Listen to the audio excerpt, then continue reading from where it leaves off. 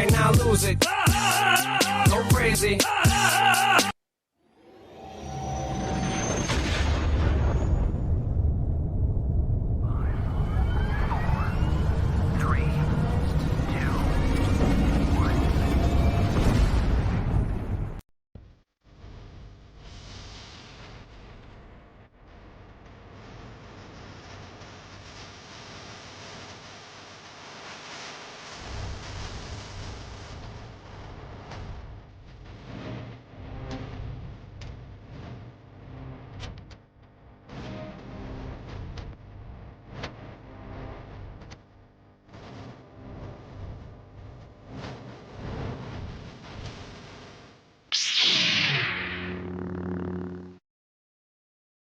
Hello and welcome out to this week's episode of the Gamers Council. I'm your host, WebDave, along with my co-host, Hargeet Chani. Hargeet, how you doing, buddy?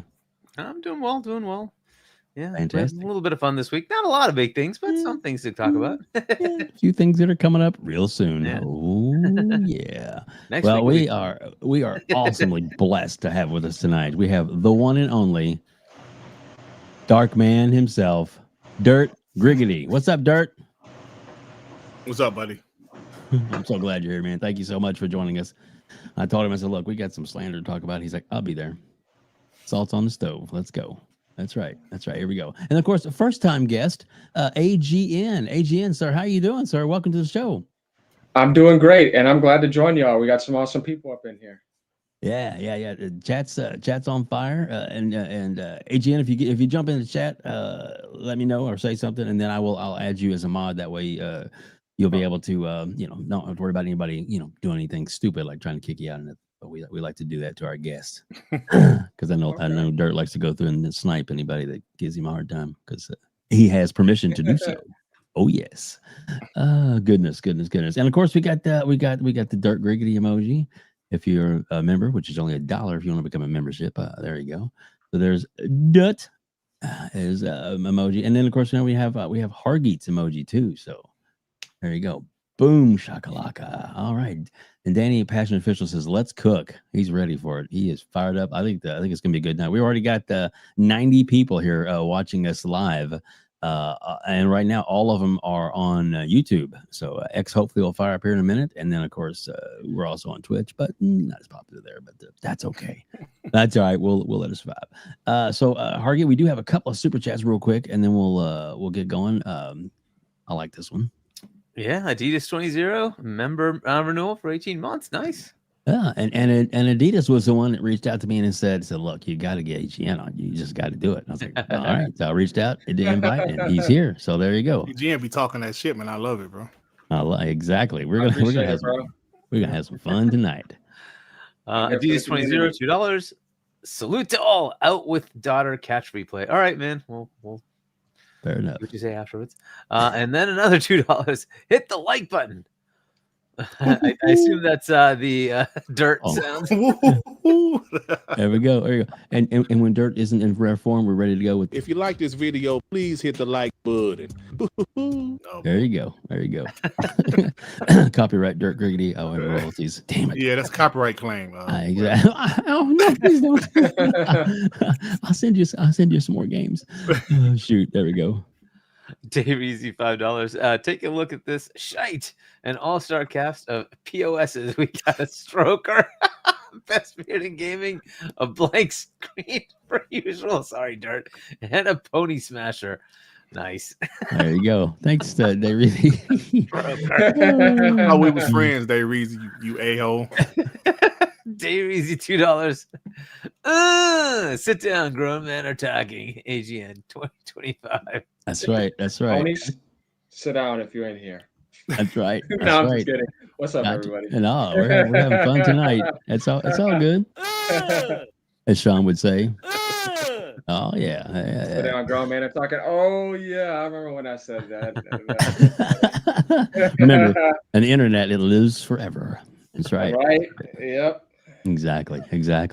Welcome out tonight. Welcome to the. Oh my gosh, we got over 125 people here, guys. You're awesome. The community is piling in tonight. We're ready to talk that shit, as Dirt would say. Yeah, we even got the TOS emoji up there in honor of Dirt Griggity, and the TOS, and of course We Bleed Green. His podcast is absolutely amazing. A must see. Do not miss an episode. Like and subscribe. Actually, like Thank and you, subscribe to everybody. You're welcome, sir. Like and subscribe to everybody on our panel, including Hargee. He's got his own channel. He has had a couple of videos that blow up like crazy as well too. So please do that. All in the description below. If you're watching on YouTube, or if you're listening later on let's see, iHeartRadio, where are we at? We're iTunes. We're all over the place. SoundCloud.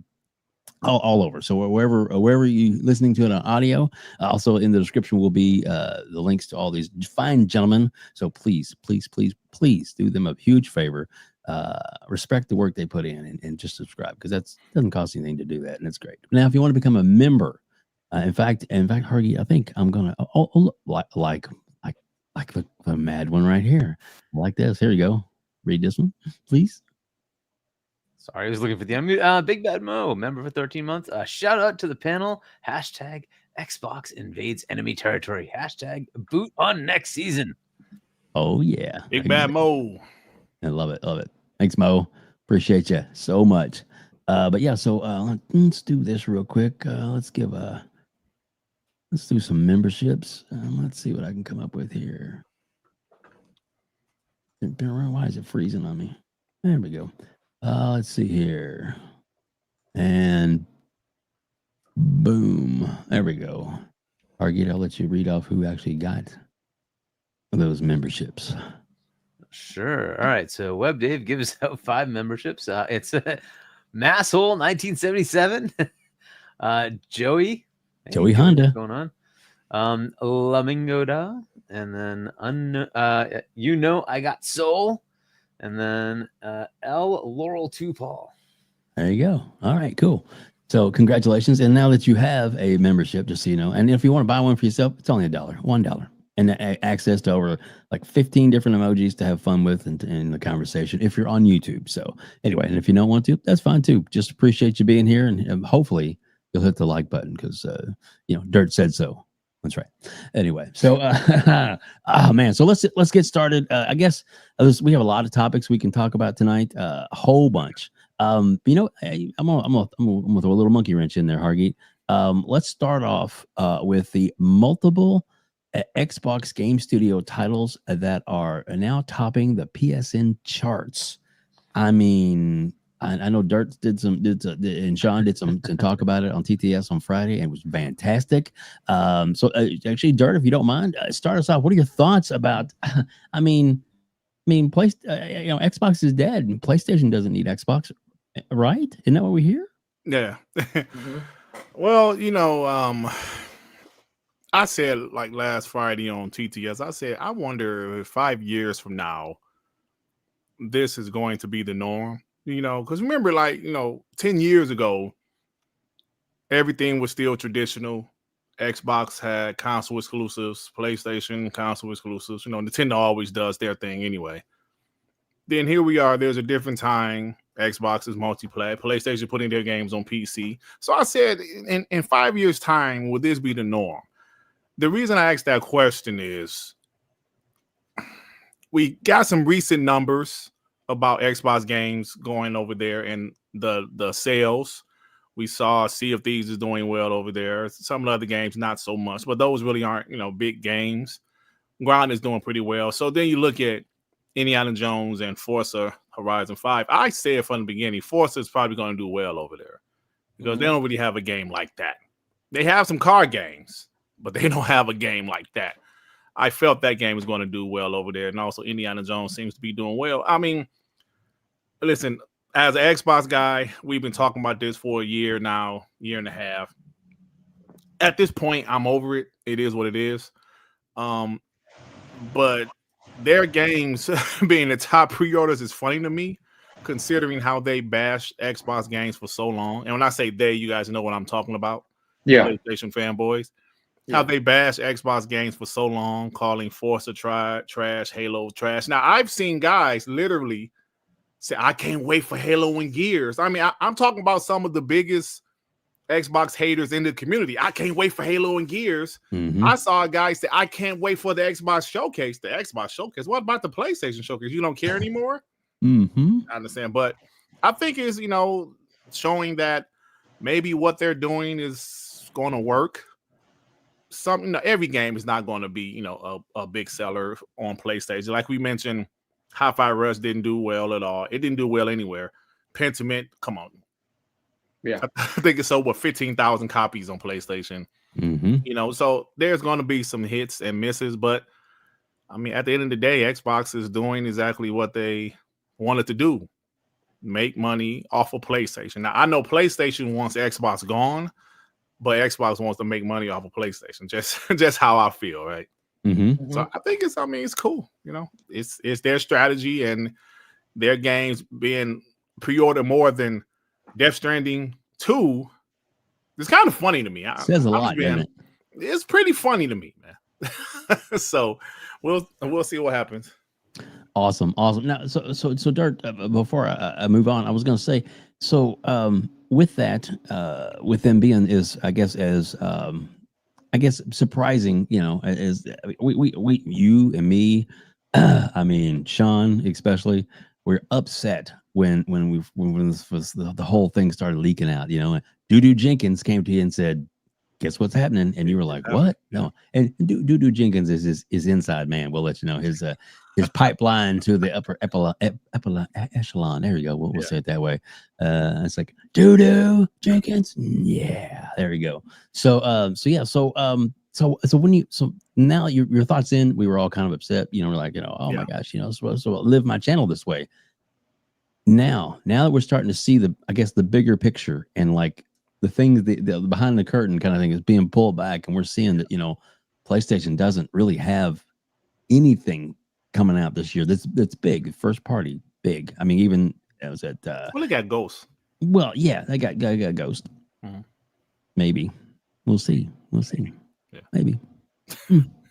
But what are your thoughts though, as far as like from then to now? Are you more accepting of that, or is it still like a hard to swallow? I don't want to go out there and say, oh yeah, I love it, because I really don't. But right. What's the old saying? It is what it is. You know what I'm saying? Yeah. And the more time goes, the more you understand, okay, I kind of see what's happening. You see the industry, so many studios being shut down. Ubisoft just totally had to change how they run their business. They had to ask for Tencent help to, they're keeping 3 IPs. I know you're probably going to talk about that later. It's a different time in gaming. Like, I always say this, Dave, like you listen to the shows.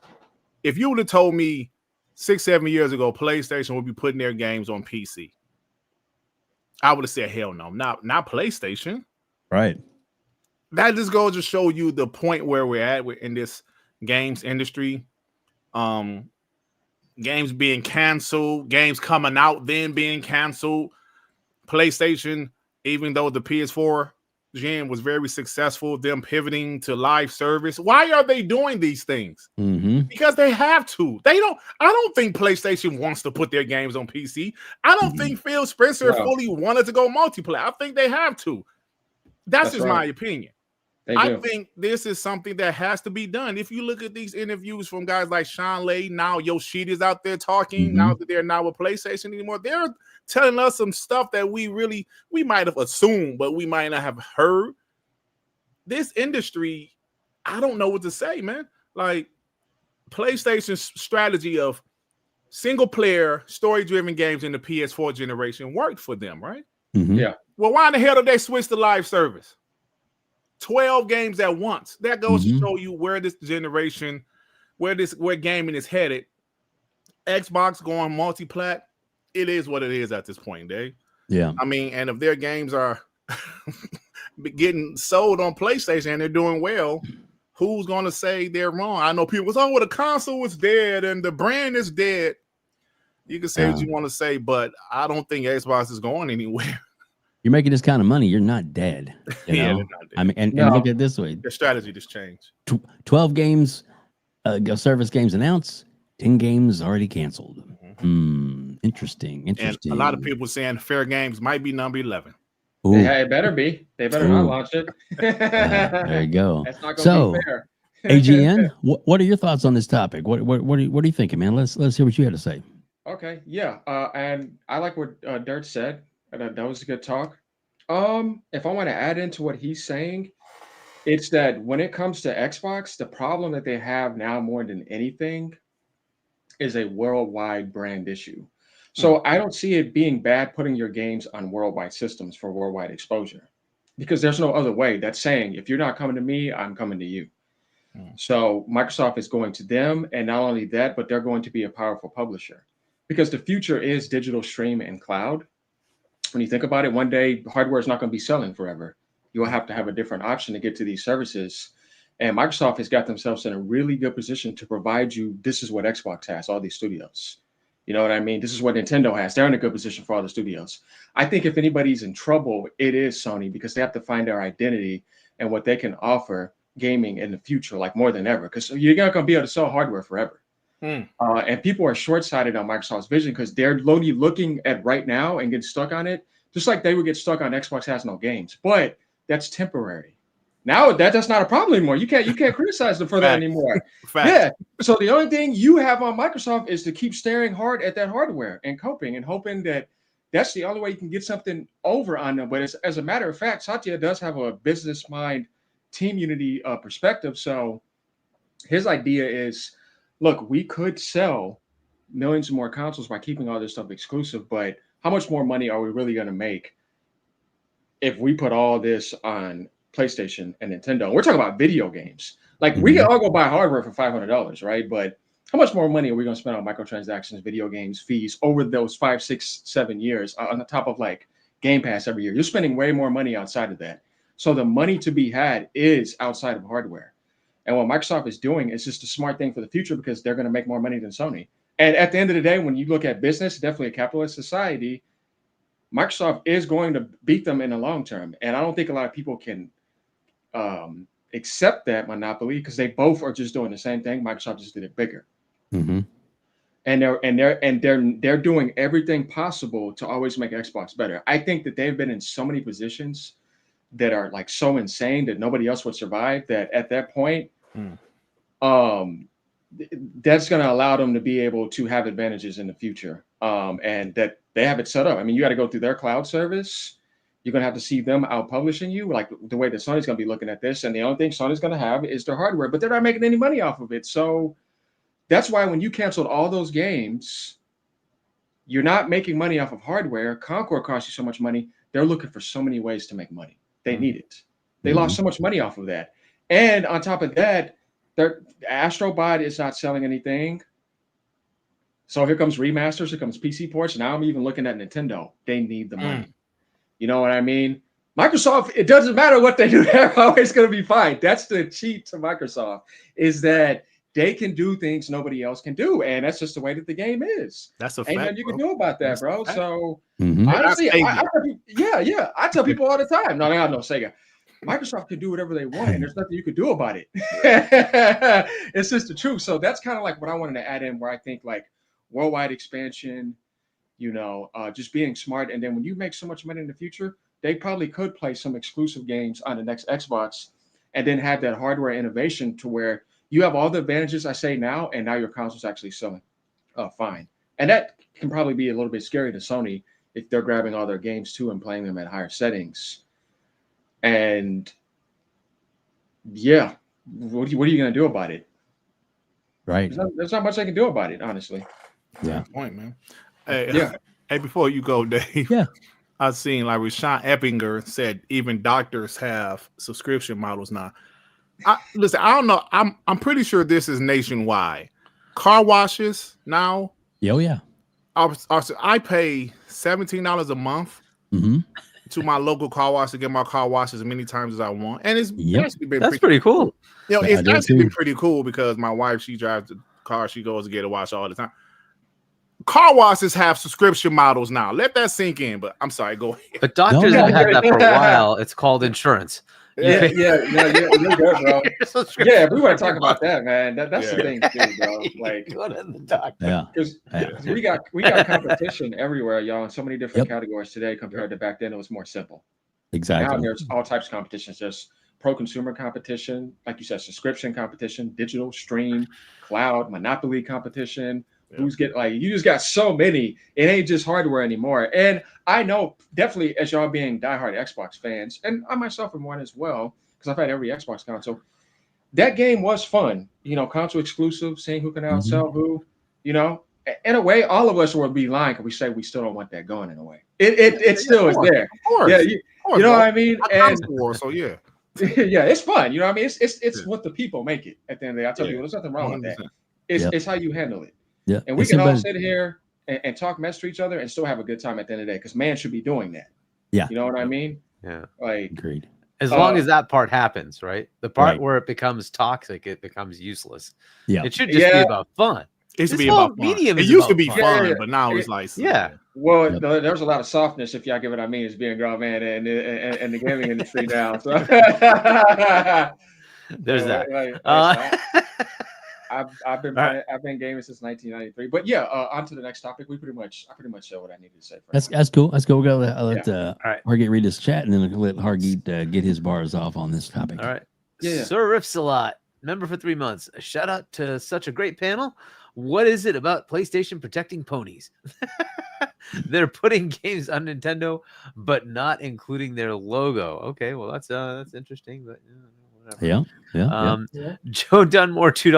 Sony could sell Spider-Man to Disney for money. I'm not sure I understand that one. Well, I think it's the actual they own the rights to yeah, but they can't sell it to them. It would just be a contractual change, right? Yeah.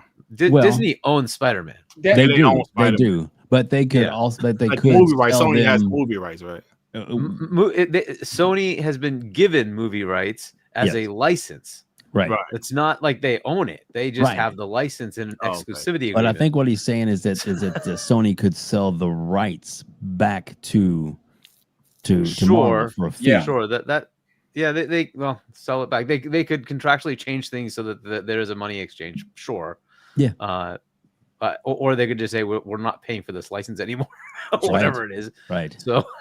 Yeah, but and also too with that, I think we said before that if they don't make a movie within so many years, the rights automatically revert back. If there's an acquisition, something that's also an automatic. And with these newer Spider-Man movies that have happened, they've actually haven't been that good, right? So. Right. Well, but the ones with Tom Holland are actually pretty good, I think. But the what is it? Was it Venom? Yeah. Because those are all essentially part of Spider-Man, right? So right. But the actual Spider-Man movies right now, they've actually let Marvel run those, which is the best thing. Yeah, they authored their agreement to allow the MCU to use the Spider-Man character, right? So that was a good thing, which is a very good investment on my part, I think. So Hargeet, what are your thoughts on this topic? Look, it was kind of inevitable that at least the first batch of really large games that go over there would do well. So, but I want to also preface this. Being in the top in the pre-orders doesn't mean a damn thing, right? So we have to understand what the sales numbers are when they actually come out, right? So until we know what that is, I don't know what that really means, right? That could be 200,000 copies. It could be 10,000 copies. It could be 2 million copies. I don't know. We have to find out, right? So it's kind of funny that they're up there, and Death Stranding is a little bit below, but like Death Stranding pre-order numbers, I don't know what those would be. A lot of times nowadays people also defer. I do that. I don't pre-order anymore because sometimes you just don't know if a game is good. In this case, they know. These are games that are old, right? So they know, right? In the case of Death Stranding 2, we don't know how good that game is going to be. You might want to wait for reviews and see, okay, is this something I want to invest in or not? So you might not pre-order that much. So I just want to preface it with that. It is kind of funny, though, that this is what seems to happen. Sea of Thieves, it went pre-order heavy on PlayStation when it went there, and that turned out to be 1 million sales, right? 1.8, which is 1 million at initial, and then now it's up to 1.8. Yep. Right, and so that's decent.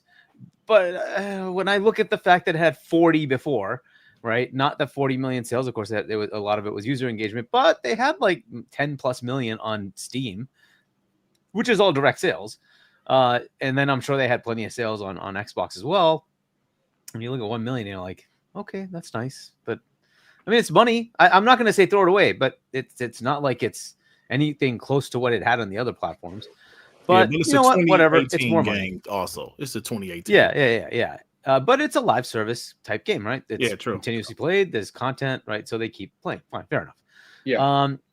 And you look at some of the other ones, and they didn't do as well. Okay, some of these games you didn't expect it to do well. I don't know how many people at all played Pentiment. It did a little bit better on Steam. I finished it. I thought it was fantastic. Did you? But Oh. yeah, I loved it. But it's not for everybody. I guess it is what it is, right? People just won't give it a chance. So that wasn't going to happen. Fair enough. I was surprised at how low Indiana Jones was. There's like 30+ million subscribers to Game Pass, and only 4 million people played it. It's like, well, why not? Why? Like, it's Indiana Jones. Why don't you like so? But that's the way it is, right? So people Fantastic have preferences. game. They play what they want. It was a great game. Exactly, right? Yeah, I loved it. So, we'll see how that does on. It's the #1 pre-order. I don't know what that means. We will see. I hope it's a lot. I would rather see them get a lot of sales on PlayStation. Now, by the way, fully expect to see some of these games be announced next week on Switch 2. If not, later down the road, maybe the ports aren't there yet. But I fully expect Switch 2 to get these games. Oh yeah. And why not? Get the money, right? Why not? Right. So it's not surprising. Forza, despite some of the very, very, very slim number of extreme fanboys saying that those games suck, most gamers just want games. They don't care. And if they can't afford to have all platforms, cool. They get to go, buy this. I would suggest, however, if you bought both of those games, you basically can just buy a Series S, and Game Pass is bloody cheap. And all the games that are coming, we get them as part of the service. I'm just saying it's a little bit cheaper on our end. If you really want to have a little bit of a savings, you can actually get all those games when they actually come out, because we get them when they come out, day and date in our service. So you can enjoy that on a much cheaper platform. If you aren't a super ridiculous fanboy, you can just go ahead and buy the console and play at a much cheaper level. Now the problem is, of course, for Microsoft, every time you buy a console, they're paying you because the consoles cost them money to give to you, right? So they're losing like $100 plus. So they really don't discount them that much anymore. So it's $300 for a Series S, unfortunately. But that's that. But as far as the sales, let's see how this goes. It's a good test as they add more and more games to see which games resonate with the PlayStation audience, to see what will continue to sell well over there. So what should they target to that platform, right? There might be games that do better on Nintendo, games that do better on Xbox, games that do better on PC, games that do better on PlayStation, and they can kind of figure that out and get you that mix, right? So is everything going to go over to PlayStation? Maybe not, right? Maybe it will, right? But it really just comes down to, does it make sense, right? Yeah. So was it the right move to put Pentiment on PlayStation? Maybe. Did it really get you that much? However, it was a good test, Right. Even if it cost them a little bit, it's a good test. We understand what kind of audience we get. I think that one also went to Switch, correct? I think that one went to Switch. So Pentiment, did it? I have no idea. I think it went to Switch. So now you get across the board, right? You have your PC, which I think is where it did the most in sales. And then you have Xbox, you have a PlayStation and Nintendo. Where did it do its best? It probably did the best on Steam. That would be my guess. Yeah. Right. So then okay, that one targets there. Put it on console and Xbox, put it in Game Pass, and let that go, right? That kind of game kind of targets there. Did Grounded do well? Again, you can see the numbers right there. Is Grounded doing extremely well over there? No, but 400,000 is not something to just throw away either. Yeah. It's good, right? It's a good amount. So you want to take that. It's money that goes back to the development team in case they want to do a Grounded next, right? So I wouldn't throw that away. I don't know what this has not come to Switch. I don't remember if Grounded came to Switch yet or not. I think it was Hi-Fi that didn't go to Switch. Grounded did. I don't remember. I believe you're right. I believe you're right. So, Grounded, if it did come over, you want to see the same thing. That one also, to me, would resonate with that kind of crowd, right? So, if it's on the Switch, I think it would do well there. But I don't know what the numbers are there, right? So, let's say it's similar. Let's say it's even a little bit more. Maybe it's 1 million, right? That's a good amount. It's good enough for you to say it's an investment that's worth doing. Let's get those players. That's a huge amount from a 4 million to make it 5-6 million. That's good, right? So that one worked. you have to figure out the mix, and that's what they're going to keep doing, right? So you could say we put everything out there, or you could say, hey, you know what? We'll just pick the ones that make sense. We'll put those out there. Would Starfield be a good option? Maybe, right? You could see what kind of a reaction you get from other RPGs that go out there and say, okay, it might make sense to put it there. Would it make sense to put Starfield on Switch? Maybe not, right? I don't know. I don't know if that crowd would want to play that kind of game, right? So that you have to just play through that, right? So those are the kind of things they're going to play through. We'll see what happens, right? But having the pre-orders there, it does not surprise me. I think once Doom gets closer and closer to its release, I think that's going to bump up, right? And that'll happen. And COD obviously always will have that as well. I think Ninja Gaiden 4 will do well because it's a well-known property, right? And people will want to play that. I think that'll get up there in the top 5. So you're going to see this kind of consistently. That's what's going to happen. A much more interesting question is, where's MLB The Show? Didn't that just come out? Is that doing well? Is that tracking well? Yeah, I wonder what it's doing. We'll get the numbers soon because it's the 30th. Right. Usually the numbers come in on the 1st from Matt point, yeah. Right. Yeah. So I think it came out this month, right? Did it come out this month, or is it coming out next month? It came out March. Yeah, it usually comes out in March sometime. Yeah. Where is that? Right. So, should that not be something that kind of comes up? This is the first time it's not in Game Pass for a while, right? So will that be a hit? I don't know. I think it will. I think it's going to hit it, but we will see what that does to the game. Will this affect other games that are coming from them? So Ghost of Yotai, supposedly coming out this year. If that comes out in the fall, you've got GTA. That's going to be a big one. You've got Outer Worlds 2. You've got Call of Duty. You've got Ninja Gaiden 4 that are coming from Xbox that are going to go on that platform. What's going to happen as far as Ghost? Is that going to be overshadowed by those? Is it going to take more on that and take away from these ones? This is going to be a fun back and forth. We'll see what it does, right? This is an interesting journey for the next few years to see how all this plays out. There's a lot of cool stuff that could happen either way, but we will see. As far we'll get into the Nintendo stuff later, and then that will bring back the Sony part of this. But that's kind of what my thoughts are: is that Xbox is going to continuously keep doing this because there's so many games that they have in their back catalog.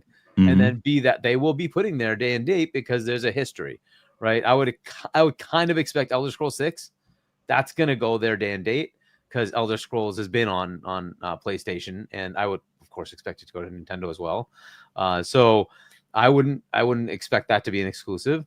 There'll be other games like that have had a history, and if they have a history there, I think they're going to do day and date, and then some of them will go later, right? So.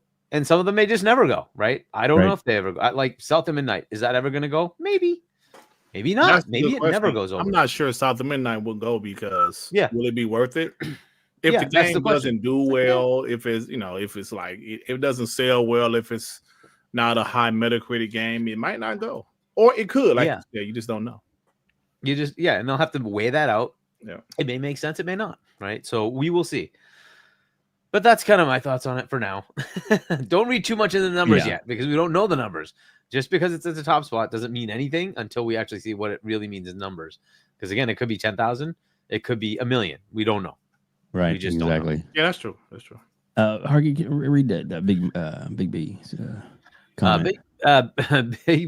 B money. Y'all telling me Sony don't ever owns the IP? Well, Spider-Man they don't. Which IP? For Spider-Man, of course they don't. It's a license. It's licensed. For a lot of things like Ghostbusters, I think they own that. What else do they have? I don't know. I know they have other ones. They have some IP, absolutely. But this is also, by the way, what they're trying to do is add more IP, right? That was the arrangement with Kadokawa. They wanted to add more IP, right? So, but they do have some IP. I'm pretty sure that it's Columbia, right? So Columbia has some other IP of their own, right? So they have their own IP. But Spider-Man absolutely is not theirs. It is a license agreement that can absolutely be abridged at times. It is owned by Disney. Yep. Rain 718 $10. Shout out to Dirt and AGN from Brooklyn. All right. Now, what's going on, Rain? I've seen him on my channel before. What's up, Rain? There you go. There you go. Welcome. I tell you, what a great start to the show, and we got a chat's filling up right now. We've got over 220 people here watching us on YouTube and on X. and on even one person watching us on Twitch. All right. Shout out to that one person, man. Shout out to that one person. That's right. That's right. Maybe it's FarQ. Who knows? Sometimes he likes to torture us. He is so funny. And no, I won't bring up a picture that he made for me, Dirt. Oh my god. I won't do that. Not now anyway. Maybe later. Every day he sends me something. Well, you got this scissor podcast. I mean, the podcast you did with the live gameplay that you did with Shaun. Split scissors, as Shaun called it. Split scissors. Yeah. yeah. Split scissors, huh? Yep. And I do love that. The little yeah. Yo, that's funny, Hargee.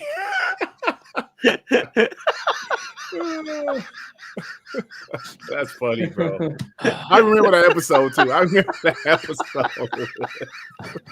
Funny stuff, man. Funny stuff. Oh goodness. Ooh. Oh, what did Gio Walker have to say there? What is it? What? Yeah, a lot of Doom gameplays tomorrow. Yeah. Ooh. Yeah. Nice. It's the That's South Gio. of Midnight reviews. That is the 3rd. The 3rd. The embargo goes up on the 3rd. There you go. And that's when the early access comes in too. Yeah. I like the early access for like Game Pass members was only $10. I bought that with the quickness. Yeah. It's a good deal. Exactly. Like, have you guys heard anything about South of Midnight? Not really. What have you heard, Dut? What have you heard, Dut? Heard anything, Dirt? You can talk about? Yeah, I mean that is yeah. Gonna be good. Think it's gonna be good. I don't know, man. Are you excited? I haven't played it, but talked to a couple people. All right. Fair enough. We won't put you on the spot. I'm just kidding. I mean, I would never, ever put Dirt on. Oh, I'm sorry. I hit the wrong button. Sorry, Dirt. I'm just kidding. I'm just playing. But I have also heard from several people that have played it, and some people seem to really like it. I haven't heard of anybody that doesn't, but we shall see. But then again, I got to add the Xbox tax. Take 5 points off. Oh. I kind of agree with this, by the way. I think that's where it's going to land. That'd be my guess. Yeah, something like that. Yeah. So, Yeah. reasonable. Dirt, where's it got to be for you to win this week? Oh, I can pull it up right now. Because I know you guys have that. I said 81. Shaun said 78. Joey said 79. R&B said 85. So I don't know, man. I hope we're not all over. Right. Yeah. Well, hopefully you'll win this week because I think you need. You need. I haven't won this year yet, man. You need to. Reinsert your dominance on the pronostication, as it were. Exactly. Let's see. 5-foot assassin here. Oh, he is. Oh boy. Ray, member for 3 months. Hey, yo, the judge is here. What up, homies? Here come the judge. Here come the judge. 5-foot assassin, man. 5 foot soaking wet, right? All right. Yep. Shit. No, we love you, Ray. We're just playing with Ray. But I was watching your show the other day when Ray got a little sniper happy. Oh my god! If anybody says anything critical response, what? Ray on. Blah. Man, I would love for that to happen, but I don't think it's gonna happen. What's that? Eastside Vandal. Nah. 88. Nah. I would love that, bro. I don't know. That would be nice. That would be nice. I mean, it will be, but I don't think it's gonna be. Indiana Jones. I didn't think that would rate as high as it did. Yeah. I was very happy when it came out to those numbers. I'm like, if you watch that game, and I'm very good at like my metas, I'm pretty much on point. And you look at that game like before it launched, it's nothing like picking up and playing it. Picking up and playing it that's a big difference when it comes to Indiana. There is. It's weird, but that game, it's like that. It's better than what you can see. Like, great game. Yeah, like to me, I felt like that was a 90 meta game of the year contender game. It was a great game. Too late. Fantastic. Yeah, which is one of my massive gripes against that. It's like, why did you put this out in December? I told them that this was a fail. Do not do that, but they did it anyway. I think what Hargee said as far as how come it didn't do better, I just think the IP is an IP that's more for our generation. I don't know how old you are, AGN, but 36. I just turned 36 on the 27th. 36. Okay, so Congratulations. Happy Y'all birthday. don't look my age. so it's like when like the lead actor is now 82, right? It's like kind of like, you know, that was when like we were kids when that franchise was really popping. So maybe that's why, you know. Yeah. But it's a fantastic game. Watch Adrian, did you watch the originals? The original trilogy of Harrison Ford. Oh yeah. Indy? Yeah. Yeah. And you know, the thing is too, what Dirt said, that matters too. And also I think that people are overlooking the game based off of the first person as well. Because if you, like I said, if you pick it up and play it, you'll realize it actually does work very well, like Dishonored in a way. Yeah. Yeah, and the thing is like, okay, on PlayStation, I get it, and even on Switch or PC, if you're buying it on Steam, fair enough that you would have to go pay that much to buy. I get it, right? But on Game Pass, yeah, but that game, download and try it. People may not know that game is actually worth a purchase. Like, yeah, and like I said, it's a game that over time, when it hits PlayStation and then it's going to hit the Switch too, it's going to get its sales over time, and then they put it on sale. Yeah, like, I hope see that it does game. well over there. Yeah, I think that game still has at least 2+ million more sales to go. Hey, Like you know, to what Eastside Randall just said, because think about the last movie, it did terrible. Like, well, the last two movies, I just don't think they really rock out with that. Now, unless they kind of reboot it, maybe with a younger Indiana Jones. Well, they tried that. They had like wasn't it a TV series? Yeah, but with Young Indiana Jones or something like that. Yeah, that was with was it River Phoenix? But the but the Uncharted movie did well, though, right? Which is pretty much a younger version of Indiana Jones. So, but it's called Uncharted, right? So yeah, yeah. That Tomb Raider and Indiana Jones, they got a trinity together. Yeah. Here we go. All right, Laurel 2 Paul $2. Xbox is learning day and date equals higher meta. Or you announce the release is happening for PlayStation just a little bit later. Yeah, but don't let Jeff Keighley announce it either. No, but you know, like what you said, Hargeet, I actually agree with you. In the future, some games are going to be day and date. Like you said, some games might piss us off. That's going to be day and date. Some are going to be timed. And like you said, some are going to flat out not go. But the ones that's not going to go will probably be in the minority, right? But there are certain cases of some games that might not go. Like part of me really thinks South of Midnight might not go, but that's just my opinion. I don't think they're going to waste their time with that game. I think Avowed will go later. Yeah, I don't know about South of Midnight. We'll see. Because it's a small studio. If the game doesn't really kill it, it might not be worth it. You know what I'm saying? Yeah. Really small studio. So the thing with Obsidian, they know how to make PlayStation games. So I'm surprised that if they were ready for it, they would have just done it, right? They Avowed to be going probably later this year or maybe next year. I'm not sure. I'm just guessing. But. So it's an interesting thought that they didn't do that. Outer Worlds 2 is. Supposedly, at least it's already announced for PS5, so you'd expect day and date, right? I would expect it to be day and date. So it doesn't have to be, but I'm expecting it day and date. So they already are working on it, and they've done so many games for PlayStation. So I don't know that would be an issue for them. It's not. So it is interesting that they chose not to. So maybe it's just they didn't have the foresight to do it. But I think it's just really. They don't want to, and maybe they reconsider that later down the road. That's a possibility. That's definitely a possibility. You know, that's a strong possibility. They might reconsider. I'm sure they'll still port some games, but maybe not as many as they previously intended to. We'll see, though. But who the hell knows at this point? But Indiana Jones. The thing is, like we were saying, but like I was saying about them being that publisher making that much money, when it comes to next gen, they probably should do that for literally almost every game. If you want to try it at least the beginning, everything is time exclusive. Then it'll come to PlayStation after. That'll give you some power in that sense still. Yeah. Because like at the end of the day, if you really think about it, both platforms, no matter what, it's timed. Even if it's a year to get on PC, everything on Sony is timed. It's going to eventually come to PC. You know. Yeah. And I just think that's the future now, timed exclusives. You can't really play that game anymore. So, with Microsoft, if they're going to be smart, the hardware innovation with Steam and timed exclusives should happen. I think that is probably the best balance you can find to still kind of play that game. Not everything day and date, but you have to have some stuff that's timed. Because Phil said, like, there are no red lines, but what he means is, like, I just removed the line for anything I want to select, but I never said all games were going over. Yeah. And he even AGN, said too, there's still going to be exclusives in the future. you got to remember what else Phil said. This is about delivering great exclusive games for you that ship on platforms where Game Pass exists.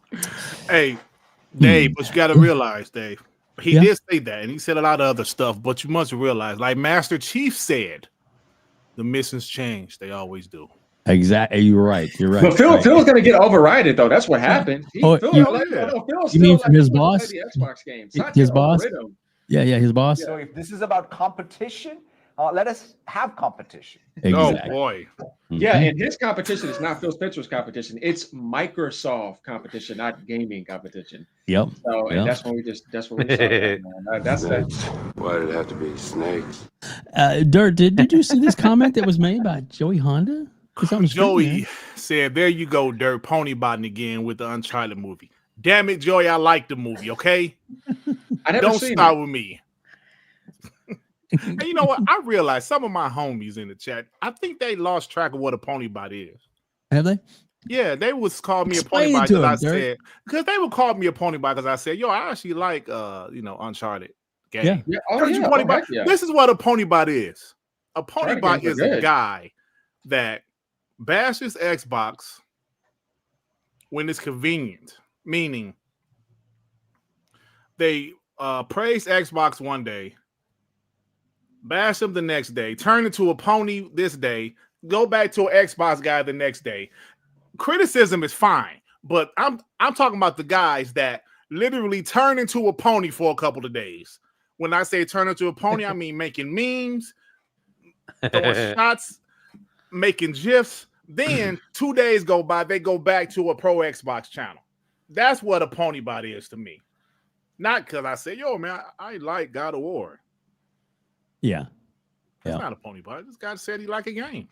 Exactly. Yeah, just as a gamer, there's nothing wrong with that. Because Shaun found the old clip, right, of me from 2017. I watched my channel was in its infancy. I had like 200 subs at the time. I watched E3 2017, and I said, man, like God of War looked pretty good. I said God of War looked good, and I forgot the other, Spider-Man looked good. Mhm. Dirt, you pony bot. I was like, what are y'all talking about, man? I just said the games look good. Oh, I'm still diehard Xbox. look what your homie Day Rizzy says. You just describe yourself, Dirt. You POS. Y'all know who I'm talking about. You know, when I say that, they go from an Xbox guy one day to a pony the next day. 4 days later, they're Xbox again. 3 days later, they're pony. That was a pony boss. Here we go. Bram Stroker, aka FarQ, 2 pounds. Joey thought the Nintendo Direct was a 10 out of 10. Yeah, Joey did, man. It was solid, but no, the 10 10 out of drone 10 is gonna be the 2. 10 out of 10. That's a pretty high amount. I don't know if I'd say it was 10. It was good though. It was like an It's 8. good. Should we just get into that topic? Let's just get into Let's that. let me pull it up here real quick. I don't care. With the let's see. We'll show this first, and then I will I'll put the video up in a Okay. second. But yeah, but like Switch 2 is now on PlayStation. And it's not even out yet. Well, first, like, what were your impressions of the actual show? I don't know who's gonna start. Let's go with AGN. Yeah. Let's start with you. Oh, because mine would be real quick answer for mine. Oh yeah, you want to go then, Dirt? Yeah, Go ahead. no, it's gonna take a dog shit, but go ahead. You go ahead. Okay. Dog shit. Go ahead. No. Yeah. So my thing with that is that the big highlight of that, as we know, is people are trying to basically say Sony's now going more third party. Mhm. And just to touch on that, let's go ahead and get on that. This is the interesting thing about it. So what I think Sony is doing with this is that they did not want to publish it, and they did not want to take that opportunity to spend time on this. Mhm. So they sent it to other people, but they charged them a fee so that no matter what happens, they're getting idle fees and idle free profit. 100%. And then there doesn't look like they're going third party, even though if Nintendo took like Donkey Kong right now and said, here, put this over here and it can go on other platforms, you just went third party, because that's something that's always been there. Like So it's a Sony IP that Sony no longer wants to be responsible for. Multiple games in there. We saw the Patapon 1 and 2 as well. So Sony's like, yeah, you know what? I don't want to take any risk with this. So what I'm going to do is I'm going to give it to you, license, do these, put them on the Switch, but don't put them on the Xbox, because there goes that Xbox gone, bro. yeah, there goes that thought where people were thinking that they're going to block Steam. We think that they will, just because like when you take a look at that type of behavior, it gives you the idea that even though, bro, you're doing fine on hardware, you could just let it go and take the easy money. They are like, no, we would rather not get the money and just go and get the money on Nintendo and PC. And that tells you about a lot about the mindset of the leaders at PlayStation still, by the way that they think just like that. Yeah. For something that they're not even publishing. You know what I mean? And going to also the Nintendo Direct, like I said, that was a nice show. It's better than what Sony did as a state of play, and you're supposed to be in prime time. They're beating you with their little one Switch Direct. Oh, here's this right here. Wait till next week, though, till they drop the Switch 2 Direct. That's going to be crazy. But the funny thing is how much they've ratioed the state of play. Like, they doubled their views in like one day that they've had the past few months. And then you see that power of Nintendo coming around the corner. It's going to power up the console industry again, which is what we need. Because PC is getting a lot of power right now. PlayStation's not doing what they're supposed to. Microsoft's finally now like getting in a position to where they could now be consistent like that. Then here comes GTA only on consoles.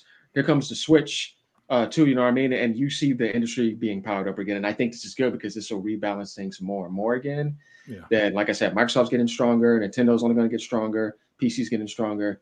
Now it's time for Sony to step their game up. And I don't believe any of this is an accident. It's just bad karma. Because, you know, that's just the way Sony has been going lately. They got PC community mad at them. They've been had the Xbox community mad at them.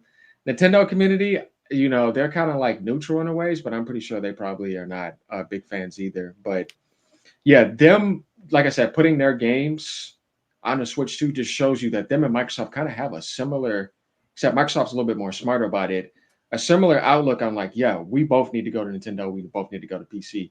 But what I think is that it's Sony again following exactly what Microsoft has already been doing. Because if you think about it, they've been putting their games on the Switch. Sony follows Microsoft in a lot of things, if you notice that. Yeah, like they do.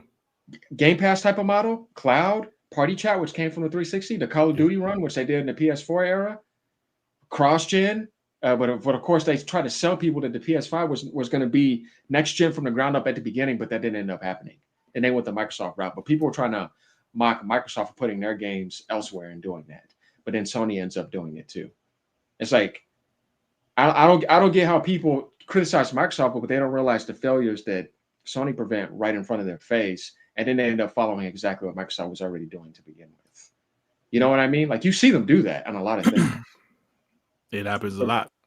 Yeah, it happens a lot, and it's overlooked, and it's like they don't get credit for all the ideas that they've added into gaming.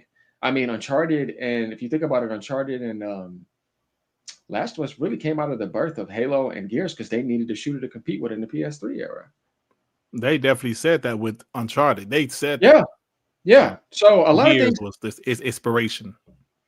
Exactly. The cover-to-cover third-person zoom-in narrative. They started to do that type of development at the end of the PS3 era, and it carried on after that. Then they screwed that all up, like we were talking about earlier with the PS5, and it's like, what are you doing? This was working. Right. And now it's like, let me punish my players for that. Let me just throw you some remasters. Let me just license these little IPs out over here on the Direct. Yeah, like they're kind of playing that little game with you, and it's like you could tell that they're punishing other people for the mistakes that they've made. And they think they're having the time of their life, and it's like, oh, you know, they had a profit of like 11 billion. It's like, yeah, but they only took like 700 and something million of that, or 800 million. That's not even 10%.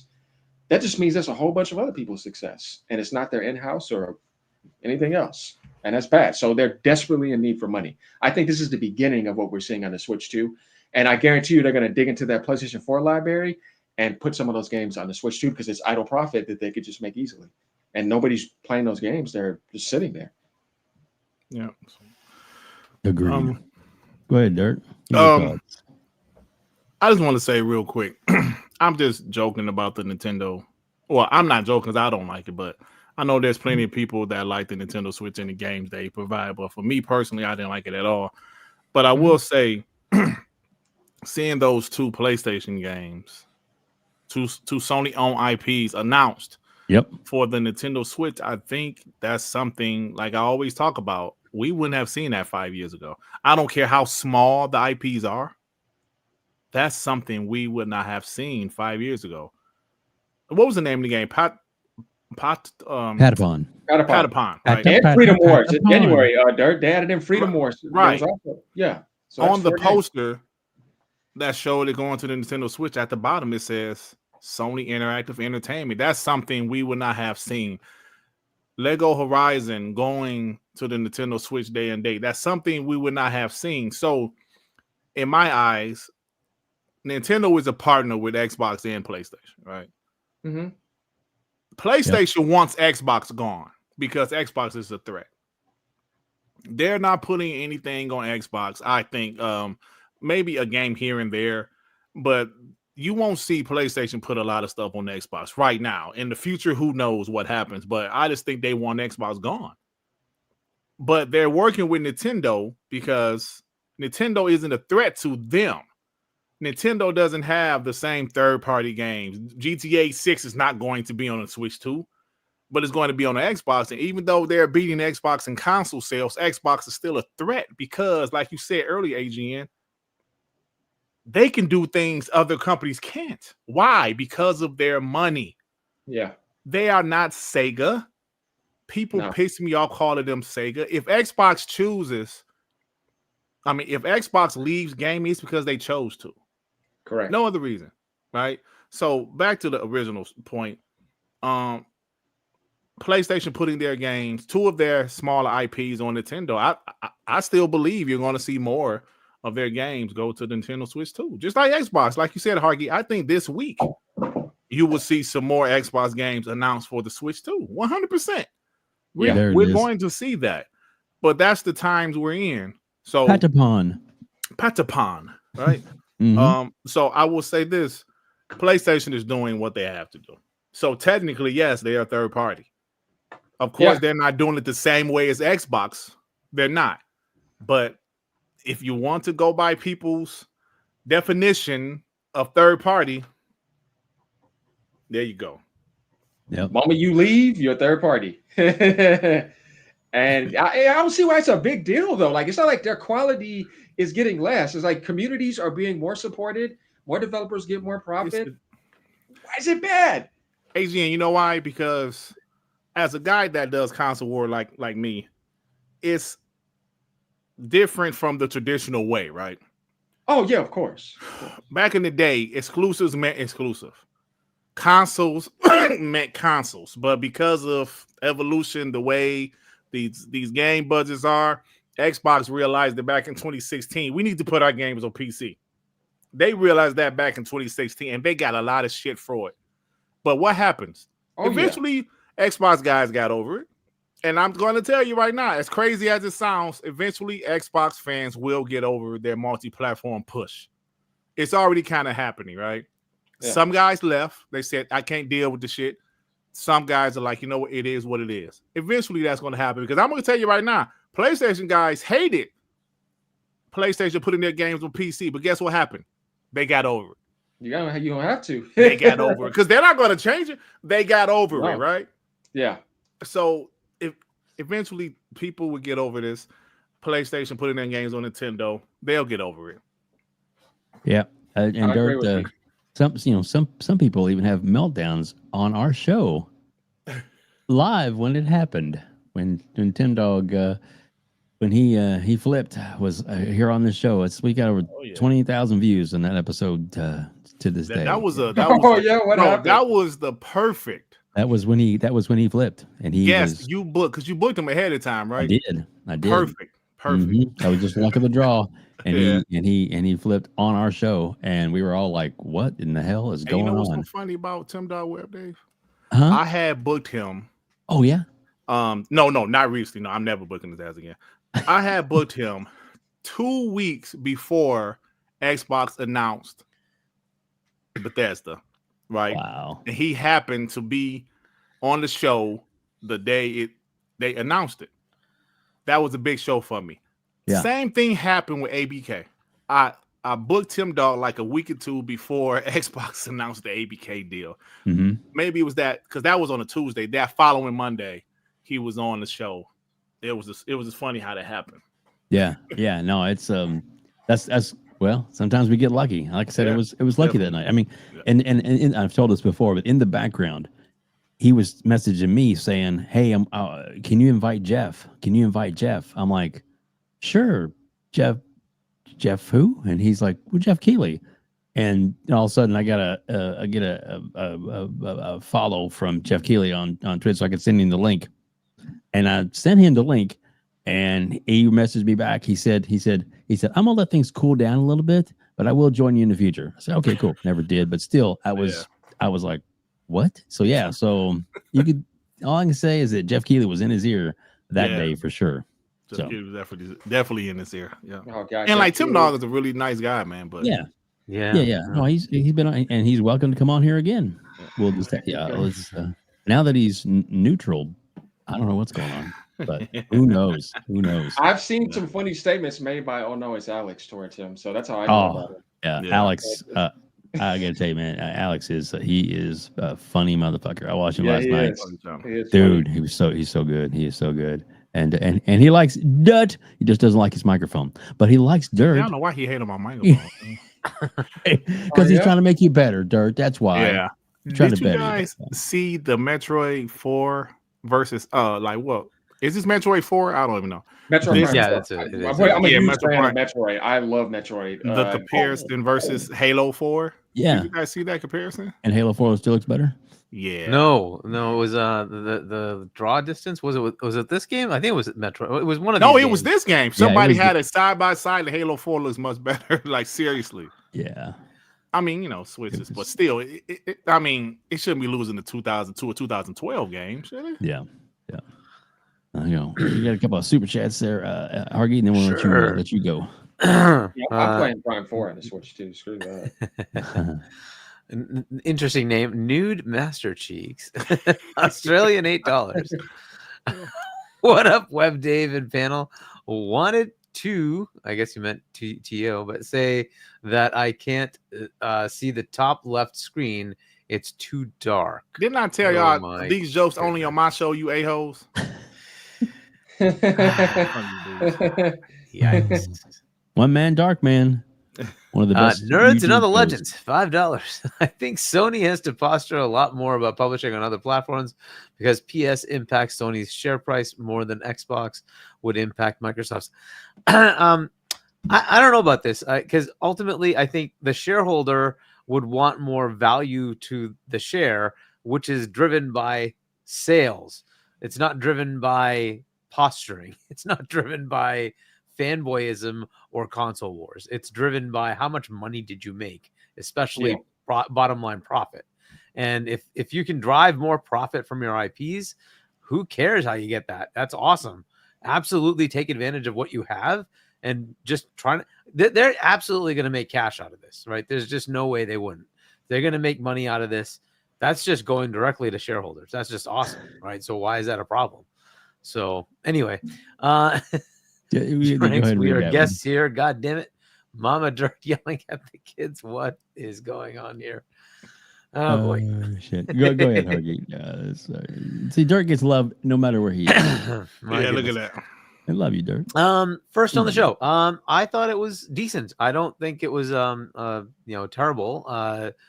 They certainly had some new announcements and they had returning guests, I guess, as far as like things we've already seen before. Mm-hmm. So this is the last show for the Switch, and so it was decent. Maybe like a 7.5 or something like that. So it wasn't like an F. It certainly wasn't at the tier of Microsoft. A 10 out of 10. No, it was not. It's not a 10 out of 10. I think we'll probably get a closer to that when we get the Switch 2 reveal with that launch lineup. I'm looking forward to that because remember, this is just the sideshow to what's actually coming right next week or this coming week. So we will get that. But I thought there were cool announcements. It was good enough. Seeing Metroid again, that's pretty cool. there was enough stuff here that made me think, yeah, it was decent. Again, is it like a 10 out of 10? No, but I'd give it a 7.5. I think it's in that range. As far as those games coming over, I think you hit it, AGN. It's like, why do they need to take the risk if somebody else can? So Bandai would license the IPs, paying Sony for them, make the games at their cost, sell the games, and then give them the license fee, right? And that's a great way for Sony to just make extra money. And maybe they just thought that was a better way to utilize the IP, because they're not going to take one of their studios and make these games, right? They can. And so Bandai probably walked over and said, hey, we got that team sitting over there. Would you like us to just make some of your older games? Like, we can just port the code over and like remaster it a bit and, bring it up to some other platforms. And of course, there was the pettiness. It won't come to Xbox. Not yet, anyways. It's coming to Steam. I'm just saying. But so we'll see what happens later. But I think this is a brilliant move. I've been asking them to do this for a long time, and maybe it was in the works, because these kind of things take time, right? If the games are finally coming out, maybe this has been in the works for a couple of years. But it just totally makes sense to take your older IP that are sitting there doing absolutely nothing and say, why the heck aren't you putting these on something like the Switch, especially the Switch 1, because there's a freaking 150 million of them out there. If you just sell it to like 1% of them, that's a huge amount of sales. Why not? What do you lose here, right? And so you might as well just go ahead and do it. So I'm thinking this is a brilliant idea. So it's like 3 games: Freedom Wars, the golf game, and Patapon. Okay, cool. All right, whatever. These are not like the biggest thing. In other words, they would never lose console sales because of this, right? Nobody's buying a PlayStation to play these games. A, they're not even available. And B, even if they were, nobody's going to buy a PlayStation to play these old games. They already probably have the PlayStation that plays those games. These are on Vita, I think, or things like that, right? So whatever, right? Yeah. So fair enough. I think this is an interesting play. I would say there's more games they could do this with. And if this works, I think they will do that. I think they will continue to do that with older IP, especially stuff that was like PS3 or before, maybe even PS4 games as we move along, right? To say, why the heck am I not taking advantage of this platform? So I think this is a great idea. I think they should get rid of the pettiness and just put it on everything.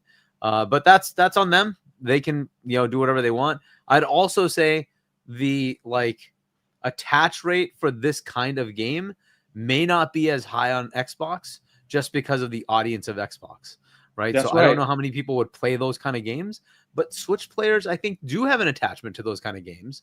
So I think it makes sense to go after that platform, right? And you put it on Steam, right? And that gives you like the worldwide billion players. Cool.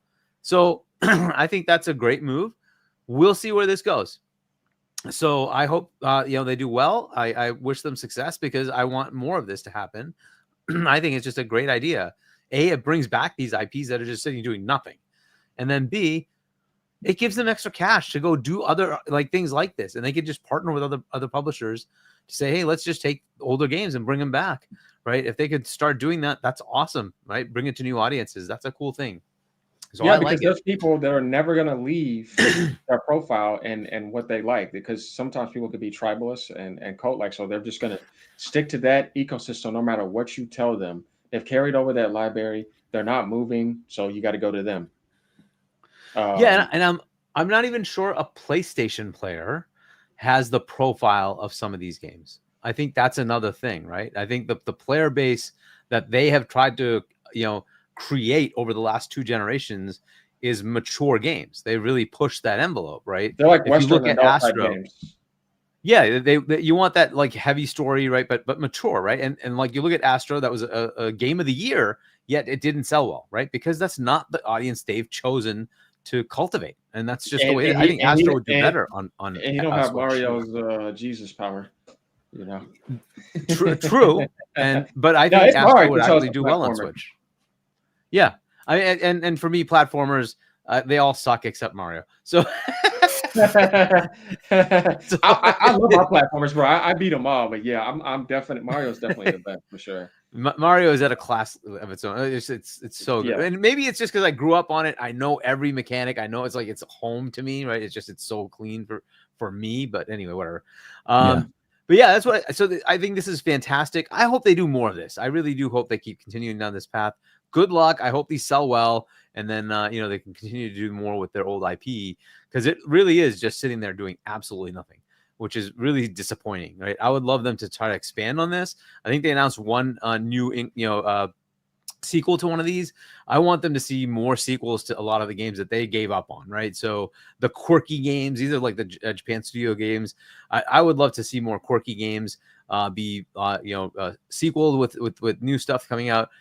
It's just disappointing to me that Sony's become the sad dad walking simulator games only thing, and that's just not cool. I liked when they make quirky games; those are fun because it was just like weird stuff. And unfortunately, they just decided they don't want to do that anymore.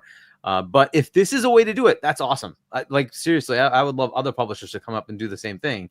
If somebody's looking to make another, what's that? The one that the game that made that Phil had to go cancel with the Japanese studio. Steelbound. Yeah, that studio. What was that studio? Platinum. They're always looking to get new games. Like, yeah, absolutely. Go send a couple of IPs over there. Let them make something, right? Yeah, absolutely. That's definitely a way to go. So yeah, I like this move. It is kind of petty that they don't want to publish it themselves, but I kind of like the idea of saying, you know what, somebody else can take the entire headache. We don't have to actually do any investment. We just get money. Okay. Where's the harm there, right? That makes it so much easier. Yep. So why not, right? So it's an interesting move. I like it. Let's see what happens. I hope they do more of these kind of games. I really do hope they kind of go further, not just like the Vita type games, but let's go, PS2 library, PS3 library, maybe even PS4 library. Let's bring those games everywhere. I would love PlayStation to stop being petty and start moving some of the older games over to other platforms as well. Where's Bloodborne? Yeah. Where's Order 1886? Where like those are going to come to PC yet? Oh, sorry. Right? Yeah. Oh well, Factions. Yeah, that's gone. Hopefully not. But those things should come to PC, right? Somewhere to use for like the next Last of Us game. Maybe. But Sony should definitely, make some shooters so people could be good at shooters over there, like JTech TV, so we don't shoot had the some wall shooters. playing Doom. Exactly. And, that's they keep waiting for our shooters. That's what's. Go ahead, Dirk. That's what's so funny about the PS4 generation to me. For some reason, they just decided just to go full third-person action adventure story-driven game. Like in the PS3, they had some shooters. First-person shooters. I don't know why they just got away from that. Infamous and Resistance. It goes back to what I was saying, though. What's that other big game? Microsoft SOCOM? was so competitive. Resistance. It wasn't SOCOM. No, they made this like it was like a many people game. I don't know. It just fizzled. That might have been it. Yeah, it was PlanetSide, the other shooters. Yeah, they made two games. They made that game that was supposed to be this like Halo killer or whatever, and it fizzled. Oh, Mag. Yeah, it was Mag. Yeah, 256 players online. Yeah. No, Haze. That's a Haze. Haze was Insomniac, wasn't it? Yeah. Which again, it was a PlayStation game though. Yeah. Yeah. Shout out to the over 300 people that are watching us live now. Really? Over 240 watching us on YouTube, over 60 watching us on X, and 1 watching us on Twitch. Welcome, Twitch viewers. Appreciate you being here. Hold on, Twitch viewer. We got a couple of super chats real quick here. Let's. They've been patiently waiting for these to come out, so let's. Dave Reese, $2. I'm here to promote Ray Ray's Treehouse Cookies. Oh my god. Fuse was Insomniac. Thank you. Thank you, Negative Zero. I knew it was a Z in the title. Thank you. So, and this next one though, I think Hargeet, can you put that one up? I'm on a different screen, and have Dirt might want to read that one. All right, here we go. Go for it, Dirt. Chia Walker with the fire. Dirt, now that you on Web Dave, can you leak any PlayStation news from Darkman Outlaw Studio? I have nothing to do with that studio, you asshole. That's the studio Jason Blundell started. I think it's called Dark.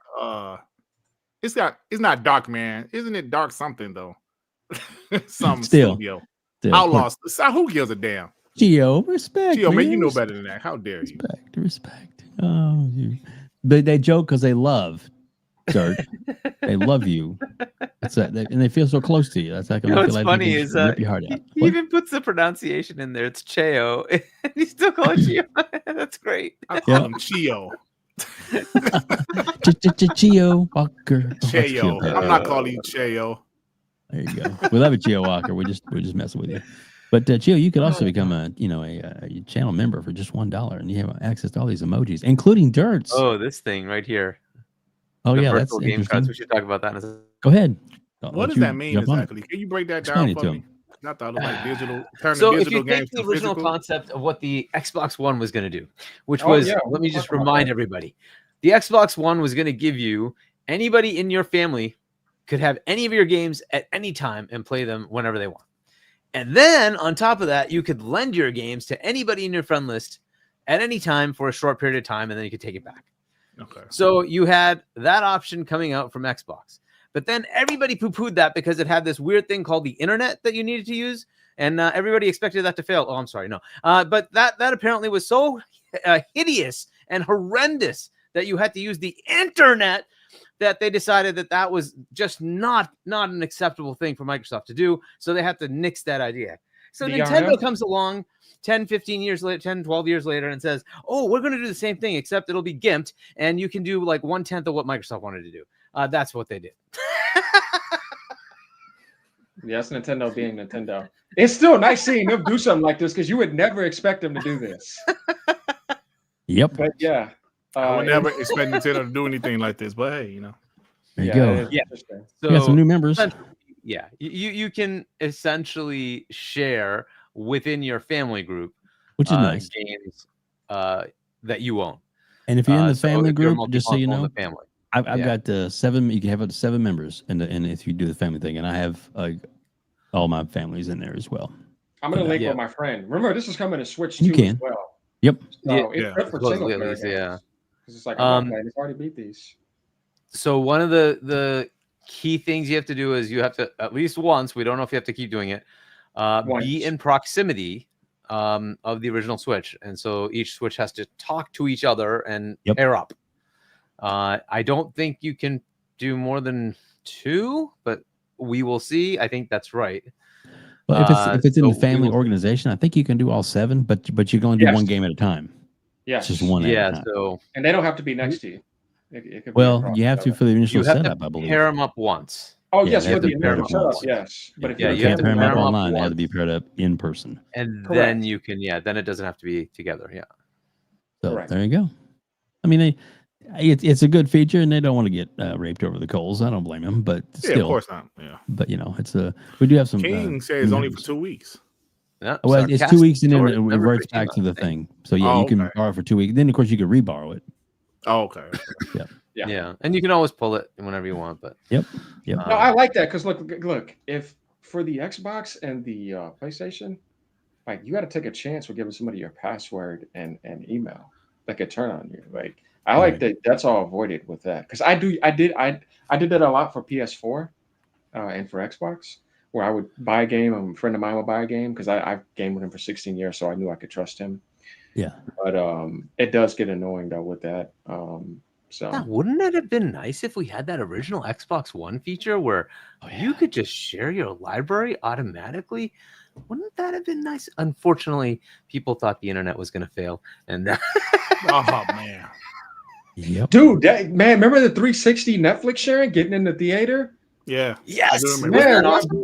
bro, yeah, why did they take that away? I'm like, what are you doing? Yeah, they took that away pretty quick though. Like, hey, Yeah, because it was cool though. It was cool. it was amazing. Yeah, It was- I really liked that, man. Like, I'm like, come on, man. I remember when Netflix streaming first started on a 360, it would tell people what movie you were actually watching. I don't know if you remember that. My friend's like, hey, Derek, what the hell are you watching? I was like, what? How do you know what I'm watching? I'm watching something. Man, it said something. Like, oh, damn, you can tell what movie I'm watching? But they stopped that quick too, like to say Netflix. Privacy issues. Yeah. People's probably like, I don't want people watching. The reason it went away is because the apps on Xbox One are different than the apps on 360. They're the UWP apps, right? So so unfortunately, they were brand new apps that had to be redone. So they just didn't bother rebuilding that feature. I like that feature though; it was pretty cool. Yeah. Me too. There's a couple of new members. Yep, Sarcastic Taurus, member for 18 months. Thanks for re-upping. Sarcastic Taurus, what's up, bro? And Sorry, I was on a different screen. Dun, dun, dun. I got it. There we go. And then Cheo Walker became a member. Thank you. There you go. And thank you for pronouncing it correctly. Chio. Oh shoot! No, thank you for becoming a member. I appreciate that. And it's only $1 if you want to become a member yourself. So there you go. And it's like I said, we're not trying to make a lot of money off that. It's just a matter of it's there if you want it. So we figured we'll put it down to the absolute lowest setting, so people want to become a member, they have access to emojis. So we like I said, we appreciate you all doing that. And if you don't mind, hit the like button. We do have that option there too on this episode. Or if you are not a member, please subscribe. It's you click on the subscription button, and actually you can subscribe to everybody on the panel if you want to. Fantastic, great. Each we ever one of them have our own YouTube channel. I'll post my stuff. So yeah, there you go. You can do that, and then by subbing, you don't miss an episode. We're on every Sunday night, except for Super Bowl Sunday. It's the only one we take off. And it's and we have a lot of fun. We got some more topics coming up, I promise. And then a little later on, as we're getting ready to wrap things up, we're gonna send the show over to Pixelated Echoes again tonight, Fuzzy Belvedere, and let's see, and of course 3-Bit will be doing their show tonight. So there you go. I do want to just a quick shout out the episode that you were on last night, Hargeet, with Fonz's show was fantastic, and I like his idea that you guys might do another. I guess RDX get together. Yeah, our RDX roundup kind of thing. That'd be cool. A lot of us grew up. As I say, grew up. I'm not that old, but I mean, it's in this industry, as it were, watching RDX, and of course, you were a member of their pivotal member of the show. I think so, man. It was a great addition when they brought you on. But they have a lot, and Fozzie said he was going to try and maybe even reach out to Tim Dog, which would be crazy. I told him, I said, you should reach out to Dealer just to ask. He may not want to, but who knows? He may just come on, cut some shit and then leave because, he hasn't really got anything to worry about now. So, if it's not his own, there's no pressure if he just jumps on and spits a few bars and everything. So, but that's of course great to hear from Dealer. Yeah, it'd be nice. Yeah, it would be nice. We definitely miss him. RDX was an amazing show and sorely missed. Dealer, if you're out there and you hear this, we missed you, buddy. We'd love to have you back. Just saying. All right. Let's change up here a little bit. Okay, where are we going to go with this? There's this and there's that. There's Harvey. What do you want to talk about next? There's let's see. We're just covering Nintendo. Let's go into the Switch 2. Okay, let's do that. Let's talk about the Switch 2. And do you want to lead it off this time? Sure. So the direct for Switch 2 is coming up on Wednesday, right? The 2nd. And there's a potential that they launch the pre-orders right after, or it could be the following week. We hear conflicting things back and forth. But yeah, so the direct is happening. I want to say it's 10 a.m. Eastern time, and or is it 9 a.m. 9 a.m. Eastern time, 6 a.m. Pacific time for those in the US. You'll have to figure out your time zones from there. So it's pretty early for Pacific, but it will show us finally the launch of the Nintendo Switch 2 and hopefully a launch lineup that goes with it. There'll likely be something that tells us about the new capabilities of the Switch 2 versus the Switch 1. There almost always is something they have that's going to be, I don't want to call it a gimmick, but basically a gimmick of that, hardware, right? So the Switch was the click, right? The switch, you can take the things off and make it into, just a screen with the Joy-Cons, or you can put it together and hold it that way, or you can dock it and now it becomes your console, right? So it switches modes. So we will see what happens with this one, what the new capabilities are. There's a C button. I think that was what it was called, right? There's a button there that we have no idea what it necessarily is. There's some ideas that might be for like a camera mode or something like that, but we will find out, right? So that would be one thing. And then there might be other cool capabilities that we're not aware of, right? So hopefully there'll be something there. There's almost always a game that's there to tell you about those features, to kind of take advantage of it. I don't know what that will be, right? So we will see, right? It could be that it's one of the big games. Very likely not, right? Generally, they have something like a 1-2 switch or something like that, right? Like the Wii Sports and all that. So we will see what they do there, and hopefully that'll be announced with it, and we'll get to see some of these capabilities. Along with that, will of course hopefully be a bit more about the Mario Kart they already showed us, right? There's a new Mario Kart coming. I'm pretty sure there's a new 3D Mario coming, so that will hopefully be shown. Right, so and that will hopefully be a stunner. From what we, all rumors, but what we hear is they took the profits from the movie and said they want to make the game look like the movie. So if they can pull that off, holy crap, that would be so awesome. But we will see. We will see what they do. And then there are other games. One of the things I want to see, and we're getting rumors of it, is that there will be enhancements for games from Switch to Switch 2, whether they're paid or free. We will see what they do there. How that back compat works. We know it's confirmed there is back compat, but I want to see. I've been holding off playing my games on Switch because I'm like, well, I just want to see what the Switch 2 does to those games before I play them. Is it going to increase my frame rate? Is it just going to be more stable? Maybe up-res it, right? I'm waiting to see what happens there. They will have DLSS. Will that DLSS kick in for all the games? It's NVIDIA to NVIDIA. Will it do something cool like that? That would be awesome. I'm just looking forward to all these capabilities, right? And I may be blowing what they might be able to accomplish, but hey, it's NVIDIA's chance to shine along with Nintendo, right? So I'm hoping they bring it, and bring some competition into the space, and let's see what they do with it. But yeah, and then there'll be the launch lineup, and that is the key. I want to see all the games, what's coming. As it is, this year is already insane, and on top of that, we now have this, and we're going to see what that means as far as our catalog for games that we have, how many games we're going to be able to play, right? So, cool stuff. And then they're saying they have a huge stock of like 20 plus million consoles already. Yep. Hopefully, it will be easy to get. But if nothing else, just look out for the launch, the pre-order launch. Even if it is supposed to be later, with PlayStation, they tried that with the PS5 to say it's going to be delayed. We're not going to do the direct and then the pre-orders right after. They were going to give it a little bit. And Walmart said, "Oh, really? We're just going to sell it today, right now." And so they went ahead and made it live, and like right after. And then after that, like everybody else said, "Well, we can't just stay out of this. We're all going in." So everybody started selling it the same day. So that could happen. A lot of retailers want the sales, and this is just one of those things that's going to make money, right? This is a for-profit console. It's not likely they're going to take a hit on this.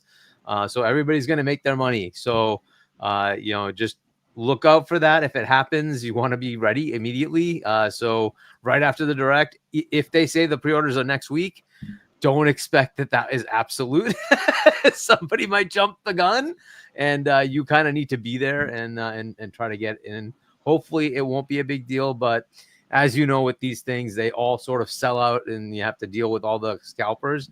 So you're better served by just being on top of it and try to get, if you're interested in getting one or a couple, get those orders in. But yeah, I'm looking forward to it. I really, I'm a Nintendo guy. I love Nintendo. I play primarily on Xbox, but I grew up on Nintendo. So same. I love Nintendo games, and their core IPs are so awesome. So I always look forward to the mainline Marios and the mainline Zeldas. I'm looking forward to Metroid Prime. I want to see what they do to make that look next gen on the next gen console. So let's see what they got, right? There's so much potential here. The potential to have third-party games because they have enough oomph to be able to play them is huge for the industry. So I want to see what that means. Are they partnering with a lot of, we know COD is coming because they signed that agreement. So COD is coming. I want to see the other publishers, how they're getting involved. Are they all bringing their games? They have a back catalog of like all the way from like PS3 era games to PS4 era games. They kind of skipped Nintendo. So they could start bringing those in. Not to mention the recent PS5 and, like in the same vein that, Xbox One and 360 games. I think all that stuff has been kind of skipping. So it's time to bring those over. So we'll see. They have a lot of options there. And then the current releases, hopefully they're now going to start adding in that Switch 2 will also be getting a port. So yeah, this is exciting times. I would love to see what what this looks like. how what the price is going to be, how many SKUs they're going to have, the storage speeds. There's so much to get into. We will see. It'll be fun. Take a look. Hopefully, it'll be an entertaining direct. But yeah, it's coming up this Wednesday. So let's get into it. Certainly next week we'll break it down. We'll be covering it heavy here on. I'm excited. I this it's always exciting to see new hardware. And Nintendo, I always love to see what the hell they're doing next, right? So everybody counts them out, and then they come out and say, "Oh, well, really?" And they seem to win every generation anyway. So it's like, they just quietly keep releasing their games, and they quietly keep putting out 8 to 10 of their first party games, and they quietly keep making billions in profits. So it's good stuff, right? So let's see what they say. We got a couple of super chats real quick. Sappho, $2. Did you guys get your Hagseth Signal invites yet? No, I think you mean Hagseth, but no, I don't use any of the social media things. So I don't care. Anyway. Nope, not even sure what that is, but let me know. Hagseth is our SecDef, and they used Signal to talk to each other. I guess that's a social media app of some sort. I don't know. I have no idea, to be honest, because I don't use any social media. And somehow somebody got added into that was in the media instead of not be. I don't know, whatever. That whole thing. Yeah. Okay. Yeah. Alrighty then. No. Pete Hexet hadn't hit me up yet. Alrighty then. But we're friends. So going political instead of I don't know, whatever. Adidas 20 $2. I'm here, daughter. Diss me to play Wow. Yeah, he was. What's up, Adidas? We did read the super chats at the beginning, sir. Adidas, welcome, sir. Welcome. Well, so awesome. Welcome to the show, bud. Exactly. Oh, look, C Money's here too. C Money. What's up? And wait, C Money's here. Let's see. You know what that means, What's up, right? C Money? Oh no. Here comes the money. Here we go. Oh, that one's pretty good. Here comes the money.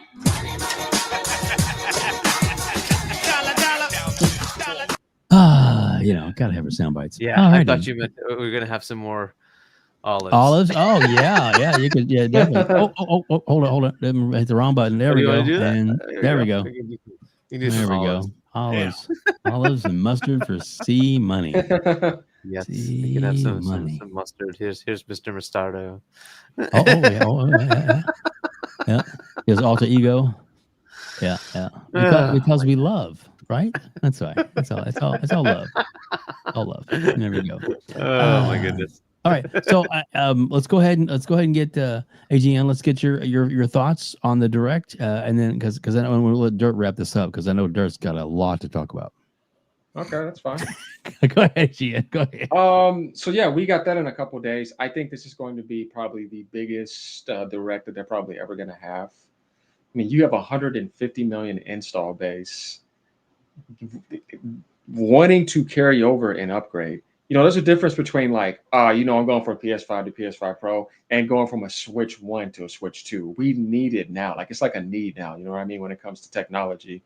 So I can't wait to see what Nintendo is going to have jumping from the Switch 1 to the Switch 2 and how like what Space was saying, how is the backwards compatibility system going to work? That's going to be big for people that didn't have the Switch. Because not only do we have the install base carrying over, we got people who probably want to get the Switch 2 that didn't get the Switch 1. So how are you going to make them want to, still go dig into the Switch 1 library to play their games on the Switch 2? I think that's going to be important, definitely for Nintendo, because for the first time in history, they're carrying over a library, right? Because we know them. They always leave it behind. They never carry over anything because they're talented enough to do that. But this time, historically, they're going to carry over a bigger base than Sony, which carried over that 118 million. So seeing that's going to be crazy.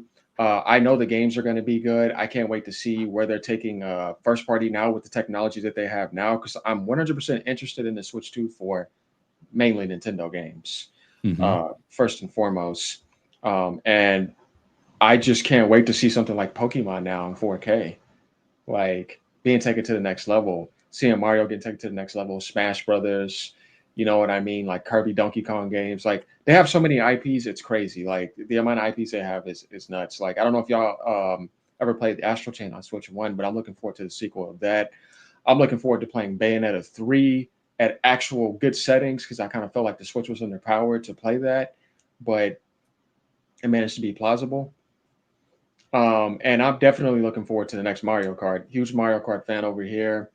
So yeah, we're gonna be on that. It's looking like it may like be more open world. You may be able to have like 16 players on a track. I'm looking forward to how they're gonna push the industry from a sense of the like showing people that this is what video gaming is about. And what I mean by that is that we're always winning with lesser technology because it's not about graphics. You know what I mean?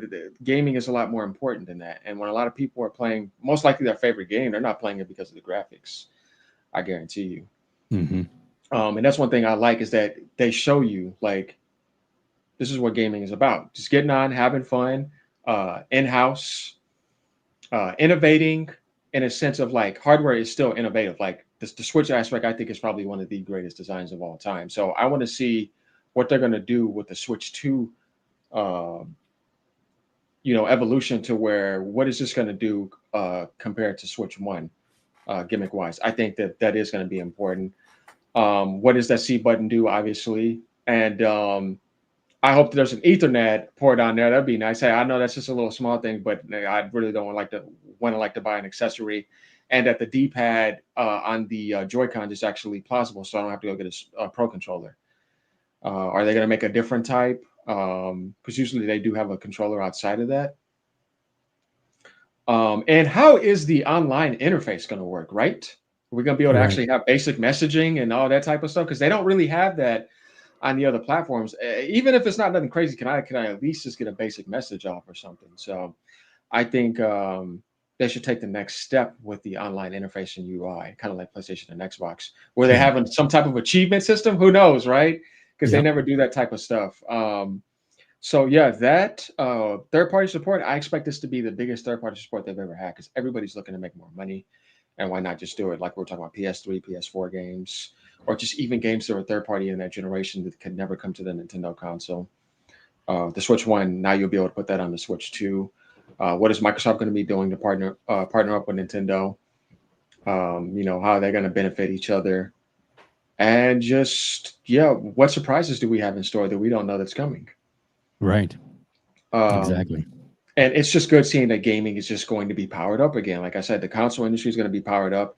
And then after that, we got GTA. So I see the Switch 2 and GTA as being the biggest things coming this year for like taking gaming and lifting it up.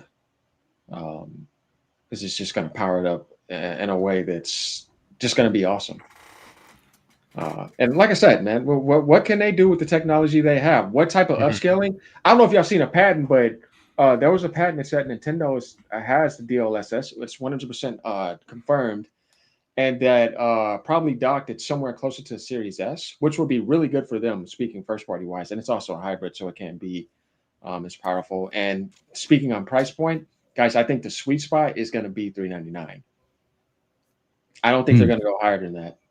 I just don't see them doing that because they just don't do that. They're going to stick to the affordable entry.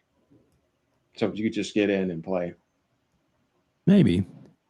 I don't know. Like I just can't see Nintendo going higher than $399. But the one thing they've never done is they've never, took a solar system at a loss. Exactly. They're the only it's interesting that they're the only console manufacturer that actually sells their consoles at a profit. Yeah. Well, everybody else PlayStation does now. Later on, with but I mean, no, with the Pro, the PlayStation 5 Pro, that there was clearly set parameters that they wanted to make sure that they weren't losing any money on those. I don't think they sold as many as they thought they were going to. It was a mistake. But just saying. But yeah. So that's why a lot of people speculate about the handheld that could be in the works. Actually, the one that's in the works.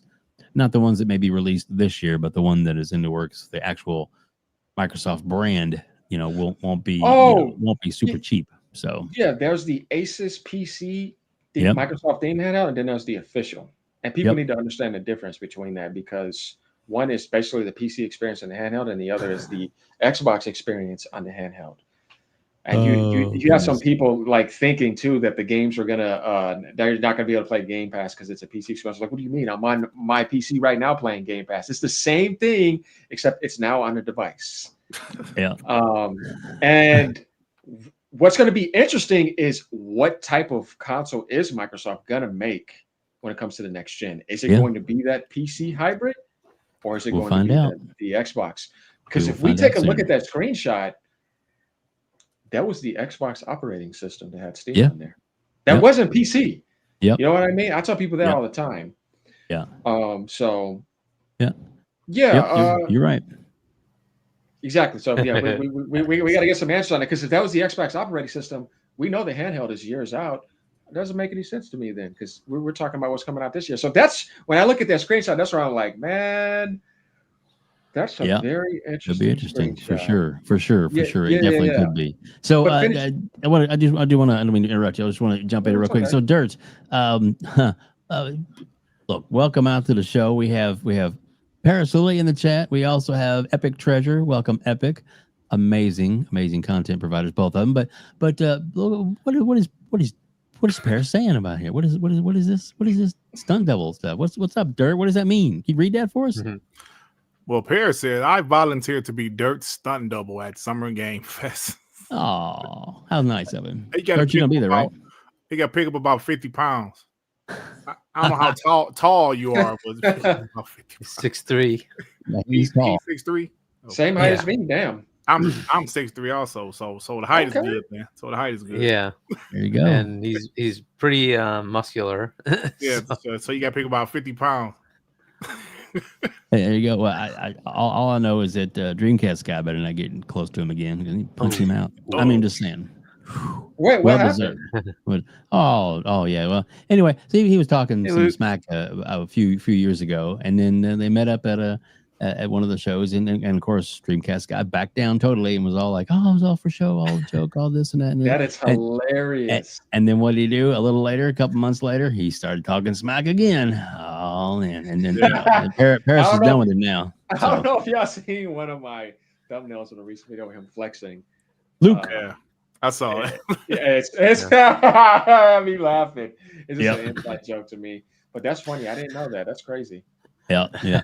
Put his flex up against like Alex's flex, and we'll see who looks better there. Just saying. Yeah, but Paris Lily, so good to have you here, man. So it's awesome. It's awesome. I love having you. Yeah, hopefully he'll be a guest here before long. We'll see. Trying to build a show for next week. Just saying. And anyway, so we'll I'll reach out to you later. I know you got a lot of things coming up, and you're a very busy man. So what? Oh yeah. Here we go. He's kind of. I'll put that one up here too. Where we go? There we go. Yeah, I keep telling these YouTubers to leave me alone. I don't bother no one, and you don't. That's true, man. He don't bother anybody, but yeah. Harris, my answer to that is just don't be on social media. I covered his drama between him and Reforge too. Oh yeah, yes, yeah. I've seen some of your videos on that. Yeah, there's hey yo, WEBDAVE, same here, bro. Bad storms here. Yeah, we have. Well, like 2 weeks ago, just to throw out at the topic real quick. Storm was. I was out of town coming back and then that Sunday we did the show that night. But when I was landed the plane on Saturday, my wife said, "So you want the bad news or the bad news?" I was like, "Well, give me the bad news." She said, "Well, we had a hailstorm last night, like at 4 or 5 o'clock in the morning." I was like, "Oh, okay." She goes, "The whole side of the house is gone." I was like, "Oh, okay." All the siding got ripped down, and then she goes, "And of course, your car wasn't in the garage." Oh, wow. So yeah, and of course, some of you know I drive a Camaro, and it has over $8,000 worth of damage on it. Oh, bro, yeah. Her car got. Is it a classic or is it a new Camaro? No, it's a well, they'll make new ones. It's a 2016, but it's tricked out. It's relatively new. Okay, so not a classic, not like a 70s or something like that. Yeah, but they don't make them anymore, Hargeet. And it's my baby. I'm so sad. They make the Corvette, and you can. I should upgrade, right? There you go. Yes. I don't make that kind of YouTube money. I'm just kidding. I don't make Hargeet money. I'm just kidding. I'm just kidding. Sure, you get a classic, or you get something like older. I'm just gonna get it fixed. They're all good. Like whatever. Yeah. Oh, exactly. I love it. Dave, no. Yeah, it's kind of what I was thinking too. My wife's car, she got it pretty bad too. My daughter's, Shure's also got it pretty bad. Their Jeeps were out front, so Well, at least not it's great. just cars and like a siding, right? Not anybody got hurt or anything. So Yeah. But the house is that estimate is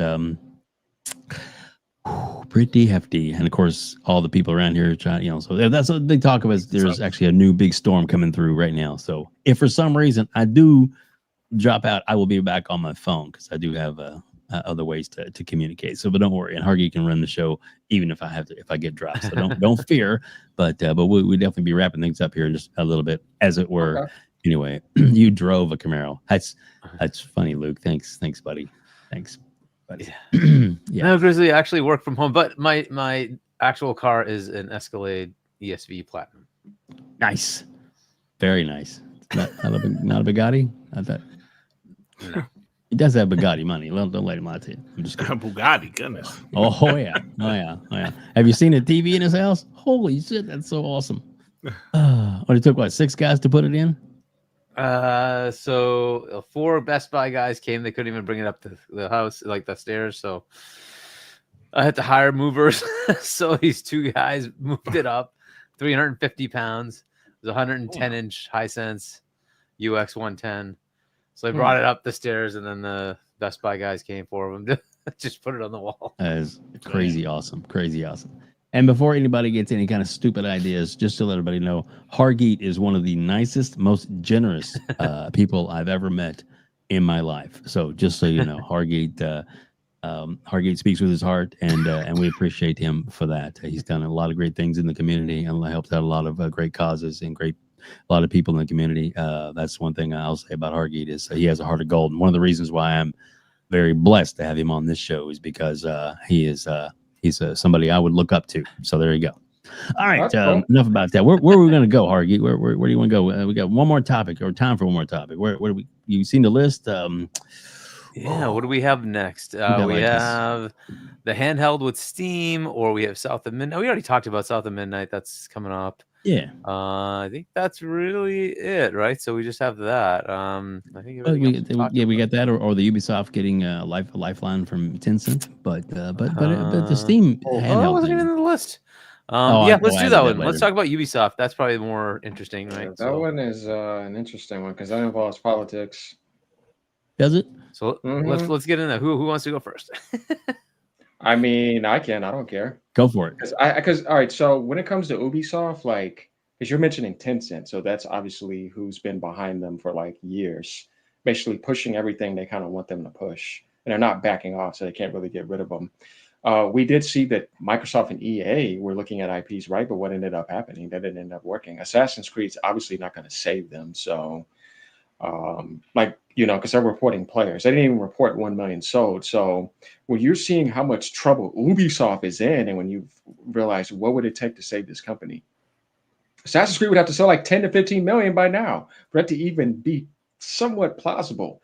It just wasn't going to do it. And it just got too much bad press on top of just bad decisions. So like I said, when you see this type of behavior happening, that's how you kind of know that there's kind of an invasion going on in the gaming industry. And that Ubisoft have put themselves in a very bad position. And they're kind of hijacked. And it's not the Ubisoft we know. Everybody knows that. You can look at it right now and see that. So, yeah, I'm really disappointed on what's going on with Ubisoft because I actually like that company a lot for the longest. Mm-hmm. Like I said, I've been gaming since 1993, and it just sucks to see them kind of go under and go in the position that they are now. And they're kind of left with their pillars of Assassin's Creed, The Division, and what else are they going to try to hide behind, or whatever else they have. Other than that, I mean, they can't do much else with those IPs without risking the company. They're going to have to surrender. And now they've had to surrender to who they didn't want to surrender to, and that's China. And that kind of sucks because they were trying to fight against them. If you guys Google Ubisoft strike, it was the French government going against Ubisoft, trying to monopolize the company to basically make it cheap and take all their IPs. That's kind of the point of what Tencent's trying to do, is they're just trying to take all those IPs that they've gathered for 30 years, 25 years, and put them underneath their belt. And they're not interested in the company. They don't care about Ubisoft. They're interested in their IPs, if you get what I mean. So no matter what, they'll be able to make whatever money they want. And if Ubisoft does tank down, they can just take all those IPs. And now China has all those. And that's just not good because I think that Ubisoft should have fought a little bit more. But it's kind of clear that the Guillemot family and the whatever schemes they had going on with China and Tencent wanted to kind of ride off and just kind of sell the company, but that didn't end up happening. So now they kind of have to do that deal. They can't really sell to anyone else. Nobody kind of really wants to buy them.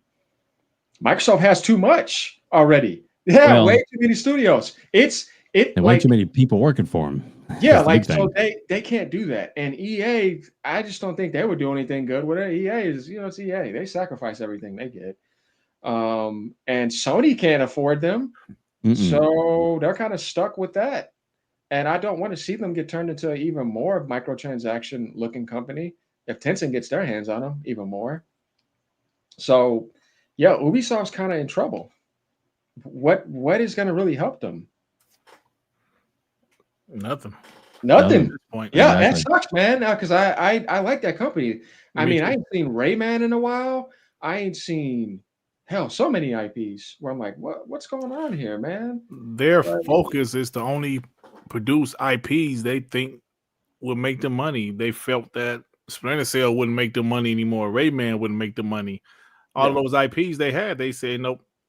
Splinter Cell hasn't no Splinter Cell game has been out since 2013. That's crazy. That's insane for an IP that popular. 2013. So I just feel that like you said, there's a lot of politics with it. If you guys saw a Bobby Kotick interview, I didn't watch it, but I was told some of the things about what he was saying. He was saying a lot of things about China coming to take over the games industry that really wanted him to get out. No, it's scary what they're trying to do. If people really understand what they're trying to do, bro, it's not good. And that's why I said, man, that's what pisses me off, bro. Like, and I know people hate politics. I don't like it either. I don't like the racism it tries to stir up. I don't like any of that garbage. Right. But it's in here and it's already caused so much damage. And look how long it's been in here. I haven't seen it say, man, since you came in the game industry, I've seen more love. I haven't. So yeah, I don't want anything to do with that. I wanted to get out of here. And I just want them to leave developers alone. And I just want us to just get back making video games and get back to gaming, the gaming that we love and knew, that we grew up on. That's it. It's very simple. That's not that much to ask for. And there's nothing wrong with that. But yeah, I know it's a different time, man. As far as Ubisoft, I like the company. Like you said, I really like the company. I like some of their IPs, but I think they had a lot of flops in the past, huge AAA flops like not Blood and Bones, Skull and Bones. Skull and Bones. That game was in development for years, and when it came out, really didn't do much. I think there are 3 IPs that they want and they're trying to keep. Shows you the 3 games that has been successful for them: Rainbow Six, Assassin's Creed, and Far Cry. Everything else hasn't done well for them, man. They're in a position where they had these huge games and they just didn't do anything. These huge, expensive games. I love the Division, the first Division.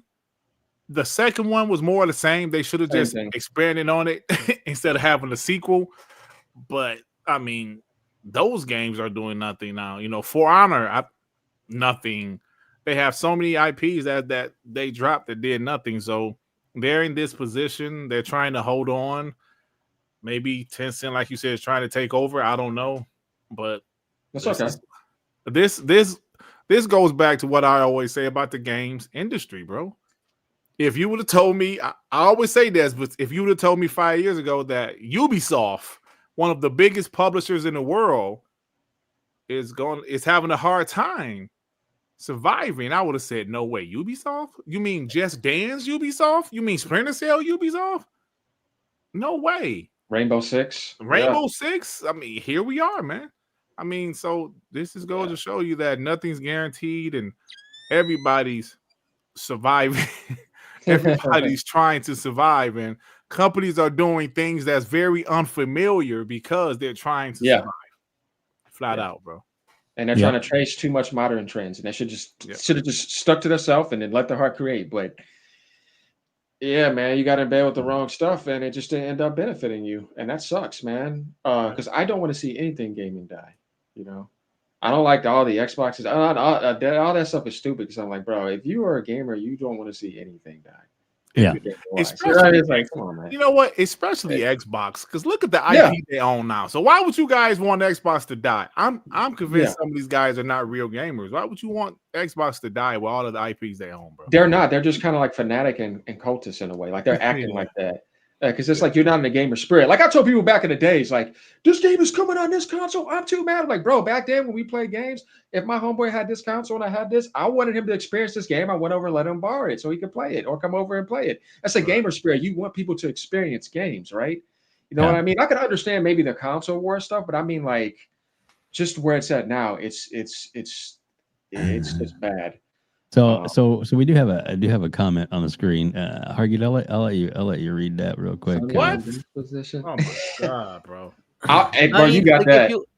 If you're talking about Sony, the corporation, maybe. I mean, looking at their portfolio, they do have some good things going on. Certainly, the TVs is gone. I don't think they're in any great position there. The rest of the industry, like the TV industry, is now split between South Korea and China. So Sony has a very niche market there. They are looking at the car thing. A lot of their movies and music, they're trying to make money. I don't know. Some of it goes, some of it doesn't. I think their stock has kind of come back. But I don't know. Are they in the best position ever? I don't know. If they mean PlayStation, I can't agree with that. As far as the sales of their console, it's okay. It's very similar to PS4, a little behind overall globally, but that's still it's about the same. But profits have dwindled, and why do you think Hiroki took over for a while? Why do you think the president's got like? There are reasons all that management changed, and that isn't because we have to retire. No. They got kicked out, and the reason they got kicked out is the profits dwindled, and they're like, "Where are my profits? I'm giving you all this money to go buy stuff. Where's my profits?" So I don't know if I would agree with that. They closed a bunch of studios, whole bunch. So are they in a good enough? Like, I'm not saying they're dying. Obviously, they're not dying, right? No. But they are not in the same position they were, say, like a decade ago, maybe like 20 years ago or 15 years ago. When you look at the PS2 generation, they could do no wrong. When you look at the PS3 generation, they totally effed up. And then you look at the PS4 generation, they came roaring back, right? And those are the beginning of that, they were doing really well. As you get into the PS5 generation, they started that games as a service push. Their games are now just not there anymore. Now you're seeing the lull because they're starting to cancel games and they have to like retool and come up with new. They just don't have anything in the pipeline. It's going to take a while now for their games to come out. So I can't really say they're in a great position from a PlayStation perspective. From a Sony perspective, I think they have some good things lined up, but they need to come to fruition, right? So in the camera market, they're still bar none the filming camera. That's fine. So they'll do well there. But how many of those are selling? You have to kind of like, is that an everyday purchase? Those are very expensive things. Every Apple camera has a Sony. Every Apple phone has a Sony camera in it. So that's where they can make good money, right? So there are areas where they're doing well. They're leveraging their IP here and there. Partnership with Kodakoa is good, right? These things are good, right? So I'm not saying that they're in trouble. Overall, Sony itself, they're doing good things across the company, which is good. They're hedging their bets in other areas, not just banking on PlayStation. PlayStation's profits dwindled. That's a problem for them, as they realized, hey, we can't just bank on that. We got to figure out other areas, and that's where the push for what was it, condo emotion, right? That they're pushing towards that. So that's kind of so. Yes, I think Sony is getting in a better position. I don't think it's the best they've been, dude. You can't tell me that when they had the Walkman and Discman and the TVs, that they were killing it. 80s, 90s, they were killing it. That was when Sony was Sony. Sony was like Microsoft then. They were killing it, dude. That was when Sony was like at top. Like, it was crazy. I don't think they're there anymore, unfortunately. But they have some good stuff. I don't think they're dying. But they, I don't know if they're the best ever. Well, I think Kat has Thatch has called that out real good. And of course, Dirt has sniper abilities. So if Masshole, if you if you really want to know your audience, is basically what I'm telling you. Because Dirk can just take you out. mass produced, right? No, Mass no. produced, I mean, yeah. that's just his opinion. I don't snipe people just for saying something pro PlayStation. I usually snipe the guys coming in there. Yeah. Xbox is dog shit. Nah, bro. This ain't the podcast for you. Exactly. But I do like what Sapo had to say here on that one. Yeah, I don't know. You want to Sorry, read just that? unmuting. Yeah, Sapo, Sony has done more damage to the industry than what Tencent will ever do. Got people drunk on third-person interactive movies. I can't say that's wrong. I mean, unfortunately, and it's not only just that; it's the graphic fidelity matters more than gameplay, and people bought into that. And everybody now has to have like heavy graphics. Everything has to be perfect. Well, all that takes more time. You can't just have a game in a couple of years, which is why Splinter Cell is taking forever, right? They announced that game, was it 21 or something like that? We still haven't heard the second thing, right? So what was that? Oh, you said what, the remake, right? You talking about the remake? Yeah, exactly, right? So there is a Splinter Cell coming. It's just it now takes 5-6 years for AAA games to be made, right? So That's Yeah, crazy. y'all remember the Star Wars Knights of the Old Republic remake? That never showed up again for PlayStation. Right. It just disappeared. They also were not very successful with VR too. Though I cut them slack because that's a tough market. But the thing is that if you look at like this generation, they've made more mistakes than they ever had in their entire career. Yep. And the reason why they can get away with it is because they had that PS4 digital carryover against Microsoft. Mm-hmm. And they're a hardware manufacturing company. So because that's going good, it makes you think that the whole picture is golden, but actually, no, it's pretty bad. And people just need to realize that it's not whether you like them or not, you just need to just look at the picture and just see the truth for what it is. Like, it's like, I think people inside of Sony right now, like definitely with all the firings too in California and everything, like you had the biggest flop in gaming history with Concord. Like, and then Fair Game could be another Concord if you don't cancel it. I don't understand how that's not canceled and other games got canceled, like Last of Us and all that. Like, wait, hold on. You think like Fair Game stands no chance? Don't do it. If they do we'll it, see. That game better be good, man. Man, all I know Greg Miller. Go ahead, Dirk. Go ahead. Greg Miller, who knows people at PlayStation, he seems to think that game is going to be canceled. He said that a few weeks back on his podcast. He said, I think no way Fair Game's coming. I was like, what? Greg Miller saying that? No, I don't know, man. And like, thanks for bringing up Concord, because those fanboys conveniently, I mean, they hashtag never let them forget Concord. I'll never let them forget, because they try to act like it didn't exist. They literally try to act like Concord never happened. There you go. No, I'm not going to let them guys forget about Concord. No, the only game that I can think of that came out and then was canceled. I mean, I can't think of another. It came out 10 days, then was canceled. Like, what the hell, bro? I never let them forget. Oh, goodness. Hargeet, you want to read that super chat? Sure. Sarcastic Taurus, $5. Honestly, Sony is surviving on their cameras. Best in the game, LOL, in my opinion. Look, I don't want to take away their music. They have a lot there.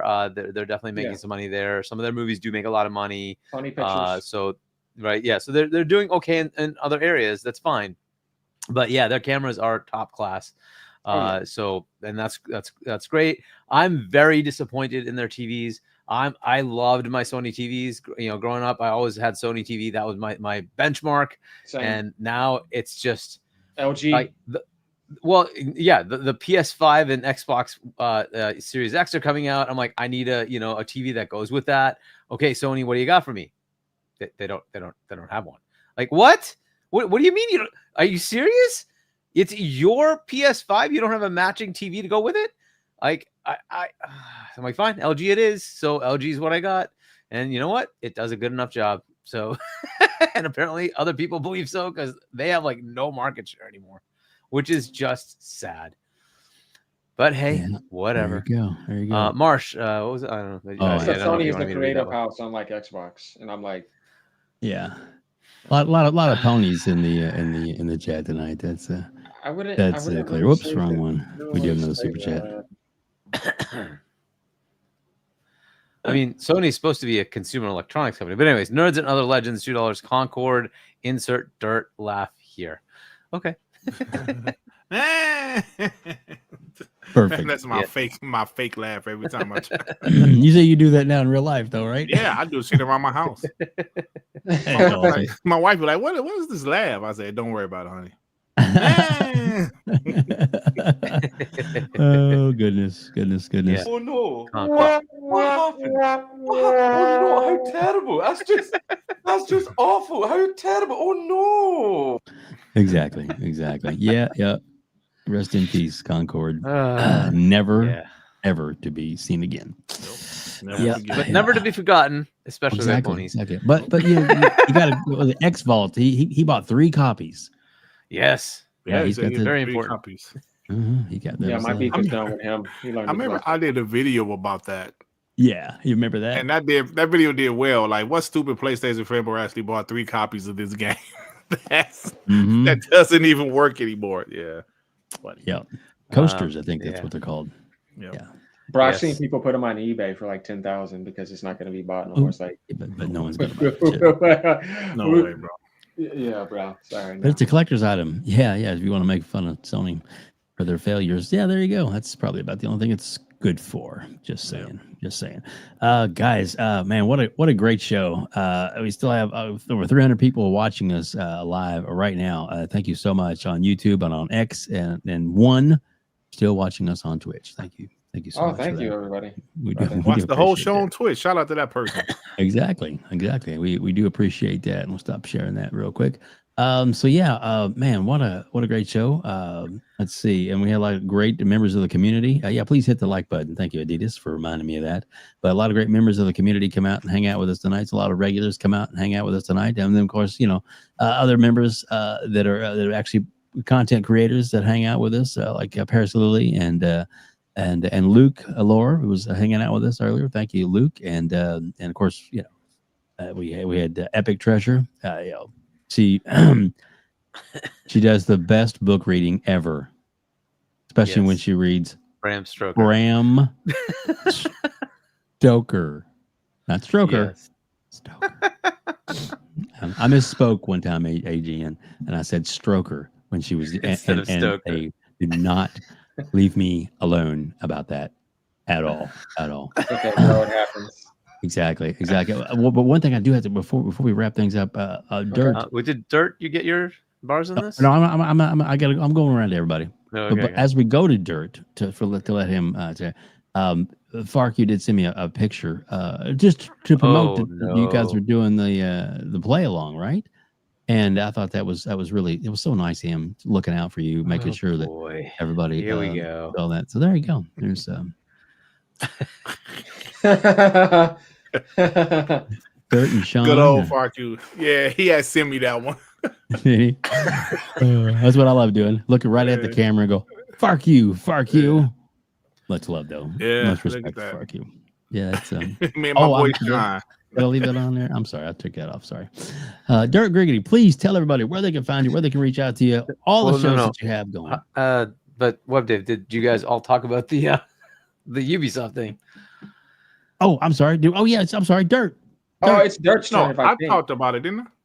I mean, I don't know. We Did kind you? of ran around the horn. Did he? I don't know. I haven't talked about it yet. Yeah, I think we did. Yeah. Hargeet, you want to talk about Hargeet Ubisoft? talked about it. Hargeet? Yeah. So, sorry. yeah, Don't as leave far yet. as the like sales of Shadows, yeah, I keep telling people first, like, they need to make a lot of money back. The budget for that game was about $300 to $400 million, closer to 400 million, not including marketing. So you have to get a lot back, and that means sales at least 10, if not 15-ish million, right, to kind of get even. Look, and as the game moves forward, the further out we get, they will discount the game. So that's more copies need to be sold to make that up, right? So just keep that in mind. So I think they'll make it. There's also microtransactions. Hopefully people do buy like the extra things that are there. Fine. That's money that they make on top of that. So hopefully they make their money back and they make, some profits off of it. They have structural issues. That's basically what's happening. This didn't happen just because of Shadows. This has been in the works for a while.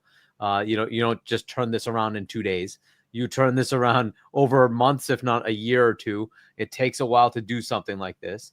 So they've been trying to figure this out. What is the strategy going forward? It might have been they pulled the trigger based on some data that came back on sales. That's fair, right? But this was probably something they had in the works for a while. They already know Siege makes money for them. Far Cry did well enough that it's a financially viable product. Everything else they've tried. Now we can look at it from a sort of a hindsight mode and say, oh, that was a bad idea and that was a bad idea. But I like when they looked at trying to make Prince of Persia the 2D 2.5D side scroller, like the platformer. Was that a bad game? No. It was critically good. It was good. Was the gameplay good? Yeah, but it failed. It failed. It did nothing for sales. Now, is that a bad decision? I don't know. I mean, I thought it was a great idea to make that kind of game, but people didn't want it. AC Mirage. I loved AC Mirage because that's the kind of AC I want to play. Exactly. Nobody bought it. And like, this is unfortunately like, so how do they predict what's going to work? They made a Star Wars game, but they made that deal like in 2018 or 19 when Star Wars was still somewhat relevant. Yeah. Unfortunately, Star Wars has fallen off. And that wasn't something they could predict. Would you have predicted that? I mean, if I went back 15, 20 years and you say Star Wars is going to die, you would laugh at me because Star Wars was the IP, period. Outside of God, it was the IP. It's like, how could it fall? Well, Disney got it and then destroyed it. So fine, that happens. But if you in the interim, like, would you not go and get a Star Wars game? Like, that's awesome. You would just think that's an automatic billion in sales. Yeah, Nope. I never missed one. Failed, right? It failed. Is that a bad management decision? I mean, I can't really fault them for doing that. Yes, it is. It's Star Wars, right? And then Avatar, you said, like, that's soaring. They have 4 movies coming up. Like, why wouldn't they? Okay, and that didn't go anywhere. Like, and so unfortunately, this is just the pattern that keeps happening. And then you're like, is there a flaw in the logic? I don't know if there is. You say Rayman, how much did that sell? They did a Rabbids X Mario, right? Mario plus Rabbids. The first one went well. The second one failed. Could they have predicted that? I don't know, maybe, but you would think those would work, but it didn't, right? We say Splinter Cell. How much was it? Blacklist was the last one, right? How much did that sell? Do you know? 2 million copies. Today it would definitely sell more, but yeah, the problem with Ubisoft is, like we're saying, the consistent behavior of just the company being destroyed. It doesn't make sense for a company to do that to itself. That's how you just realize it's just weird, because why would any company want to do that to itself? It doesn't make any sense. Yeah. So, anyway, so like this whole restructure thing, look, first thing is they get an injection of cash, right? That's obvious. Yeah. This will now take them from $1.5 billion to say this, what was it, $3 billion for this thing, $4 billion, something like that, whatever. So now their valuation suddenly becomes better, right? That's good. On the books, they look better, right? But what does that mean for the rest of the company? You can already see the legalese with all the stuff. This does not mean that you're not valuable. All of us are valuable. They're going to fire everybody. That's really what's going to happen. You can just accept that there's going to be massive layoffs. Right, they're gonna structure it such that the people who make the AC series, the Far Cries, the Rainbow Six team, they're gonna get saved and safeguarded, and everybody else is up for why are you here? Why are you here? So that's basically what's gonna happen, right? And the structure of that company, 20,000 employees, it's overtly ridiculous. Like, how could you possibly have that many people? That's the equivalent of Xbox, right? That has Activision, Blizzard, King, Bethesda, Xbox Game Studios, and a whole platform team and a marketing team that has to do all the showcases. All of that's 20,000 people. They make 20-ish plus billion in revenue.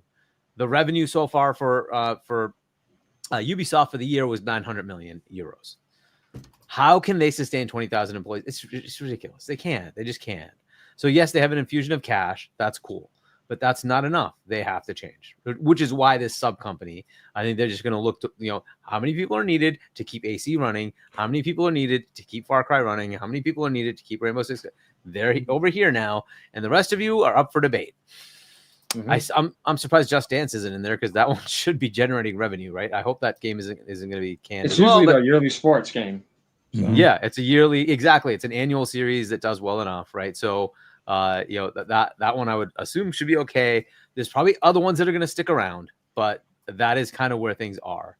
And unfortunately for Ubisoft employees, you may have harsh times ahead. If you're not in one of those series, making one of those three, you might have harsh times ahead. Now, Splinter Cell, look, I hope what's happening in the background is that Microsoft said, why don't we publish this for you? Let's fund Splinter Cell. We have an association. Splinter Cell's had an Xbox association before, right? Let's just go ahead and fund that game. At this point, that does not mean that Microsoft will lock it down. Right. It will be available on every platform. That's how they roll now. It will be available everywhere, but it'll be published by Microsoft Game Publishing. It will be in Game Pass, but it will be available to anybody who wants to have it. Epic, Steam, PlayStation, Nintendo. It will be everywhere, right? They don't care. That's fine. So that's what I hope. I hope that's what's happening, because that way the game is saved, right? It will then get actually finished and it will get published by Microsoft to be out there. And I hope that's like a June showcase, announcement. That would be freaking awesome, right? But we will see, right? But if that is also canned, because that was not one of the ones on the list, it may be gone, right? So I don't know, but that's kind of where we are. And I can't fault them. They need to make massive, drastic changes. There's just no way around it. And that is probably what happened here with Tencent, to say, hey, look, it's nice that you guys want to keep running things. I'm okay with that, but you need to make changes because you have too many people and your run rate is killing your profit line, right? So you have to figure out what you want to do, right? So that, essentially they're just trying to figure out what, how to fix this. So you can kind of read between the lines why they created this subsidiary, right? And we'll see how that goes, but it's sad, right? But this is the way it is. I'm with you guys. Ubisoft I've loved their games. Yeah. I'm playing Shadows now. Me too. We will, we will see how that goes, right? If at least AC is trying to be saved, right? They're trying to save Assassin's Creed. But we will see where this ends. But I hope it ends up with a stronger, position for them to be able to keep making games. I am sad that those games that they tried failed, because I would have loved to see Prince of Persia come back. Yeah, that isn't going to happen. Yeah, I mean, a lot of other games that it's not likely they're going to take chances, because it's hard to do. You try smaller games. That's what they did with Prince of Persia, right? This 2D stuff. It's not going to cost that much. Even that failed, and it's like, come on, like, guys. I think I don't even think it failed. I just think because Ubisoft's doing so bad that it seemed that way. That should be a game that is just adding on to you consistently doing good, like they would usually do, right? And that game is not really a problem, along with the Raymans and all these other things, because then you're having that balance between big AAA, maybe like lower budget AAA, and AA indie games, and just having so many different IPs. That's one thing I liked about Ubisoft. They would be creative. They have so many IPs, different types that they make up. And now it just seems like they're creatively bankrupt, and that they just have too much staff that is not gaming oriented. There's too much political bloat. There's too much just casual bloat, and there's just too much of that. If you looked at what they said with Assassin's Creed Shadows, 55% of that team never made a game before. Wow. You Crazy. want to know why? Because I don't want to pay the veteran people this much anymore. I can't afford that many people. You have to pay that many people a salary yearly. And if you're not having any money, you can't do that. So what you said, massive layoffs have to happen. There's no doubt about it. It's 100% going to happen. Yeah. They just can't do anything. And that, by the way, is why I don't think any big company wants to buy them. No. Right? It's whoever buys them would then have to do that. You would say, give me people. All that staff and all that income, and I have to pay all these people. No way in hell nobody's going to do that. Exactly. I mean, they could pull it, but it's like, the first thing that's going to happen is half that company would be fired. Yep. Right. And then the absolute stain of that would be on that buying company. And it's like, who would want that? Who would want to take on that much of a disgusting, just because you have to buy this company. So, if you read the article where it says that they went to EA and Microsoft, that was before Assassin's Creed launch. Ubisoft already knew it was going to save them, right? Because they're trying to play a game here. It's like, and you messed up with that game anyway. So that game could have sold a lot more money, man. All you have to do is work with Japan, man. Like, I'm still pissed off about that game, man. we Like, need to wrap things up. Yeah, sorry. It's all right. It's okay. It's all right. It's all right. No, it's all. okay. We put it this way: we could go for hours, but unfortunately, we can't. So we need to wrap things up. I do appreciate everybody's time, and it's so awesome to have you guys all on here, and hopefully all of you will be back again. But we'll start with the one and only Dirt Griggity. Dirt, please tell everybody where they can find you, where they can reach out to you, all the shows you got coming on, and where you can buy your merch too. Because I know you got merch. I've got some of it myself. Awesome. Yeah. Thanks for having me. Check out my channel, man. You know, I'm gonna start picking it back up with the content. Be kind of slow with the content. Has some personal stuff going on in my fam. Plus, there ain't been a lot of stuff to talk about. You know. Watch AGN, bro. Two episodes a day for y'all. You know. I noticed you do a lot of content, bro. So love the consistency. I've seen your live streams too, Dirk, and I saw that you were followed. I didn't even know you were subscribed to me. I was like, oh, let me subscribe to him back. I was like, okay. Man, anybody roasting ponies, you got a sub from me. There you go. There you go. I hit you back with the the other day. Dirk, what do you do? So Monday night, you got the big show coming up Monday night, right? Yeah, we got WBT tomorrow night at 6 p.m. Eastern time. Yeah. You know, I got my one-man show on Thursday. Dark Man. You know, we got Shaun show TTS on Friday. So yeah, man, that's right. Yeah. So how's how everybody starting to show up again? Man, do I need to submit my resume again? Yeah, man. I might. Yeah, no, I'm serious. I got a couple guys. They. I mean, I'm not paying them, but damn, man, they got to show up sometime. I know. Well, anytime you ever need me to fill in for you, let me know. Just to help out. I won't take anybody's. I won't step in anybody's shoes. But yeah, for sure, man. Weebly Green is absolutely awesome show, man. Awesome. You the man. You the man. I'll send you the check in the mail. What? Anyway, I'm just kidding. But Dirk, seriously, man, if you get a chance, so I know it's tough, man. But if you can work it out, LA in June, love to see you there, man. We'll talk about it. But if you can work it out, let me know, because I know Hargeet, me are going to be there, and a whole bunch of others are going to be there. It'd be great to hang out with you and get to see the one and only Dirt Griggity in person. That's cool, man. Yeah, you know, I talk about it because, like, actually, my wife, you know, like, we never been to Cali before, so she was kind of like, man, I would like. There you go. Yeah, you know. So there you go. It might be the time. Might be the time. Yeah. AGN, sir, thank you so much for joining us tonight, and a big shout out to let's see, who was it that told me Adidas. about you? Yeah, that's right. Adidas 20 was like, it's like, dude, you got to get this guy on. And I appreciate he be him doing DMing me. I be me and him be DMing back and forth. He got me hooked up with C Money too. I'm gonna be doing a show with him on Tuesday or something, I think. Fantastic. That's awesome, dude. So, and then I helped Demo Flow last week. I got on his show. Demo's been on here a few times. Yeah, exactly. In fact, I'm going to do a demo flow. And him and Adidas actually met up. Adidas had told me about it. I was like, wait, hold on. I thought I saw Adidas post a picture of him and Dirt at an NBA game too. Yeah, man. On Twitter. He's just the homie, man. He was in Detroit. He said, "Yo, man, I got tickets to a Pistons game." I was like, "Hell yeah, let's go." That's awesome. Oh yeah. That's cool, man. That is awesome. Yeah, I got him on my Twitter. Shout out to the homie Adidas, man. There you go. Cool All right, so AG, and tell everybody where they can find you, where they can reach out to you, and where they can find you on social media.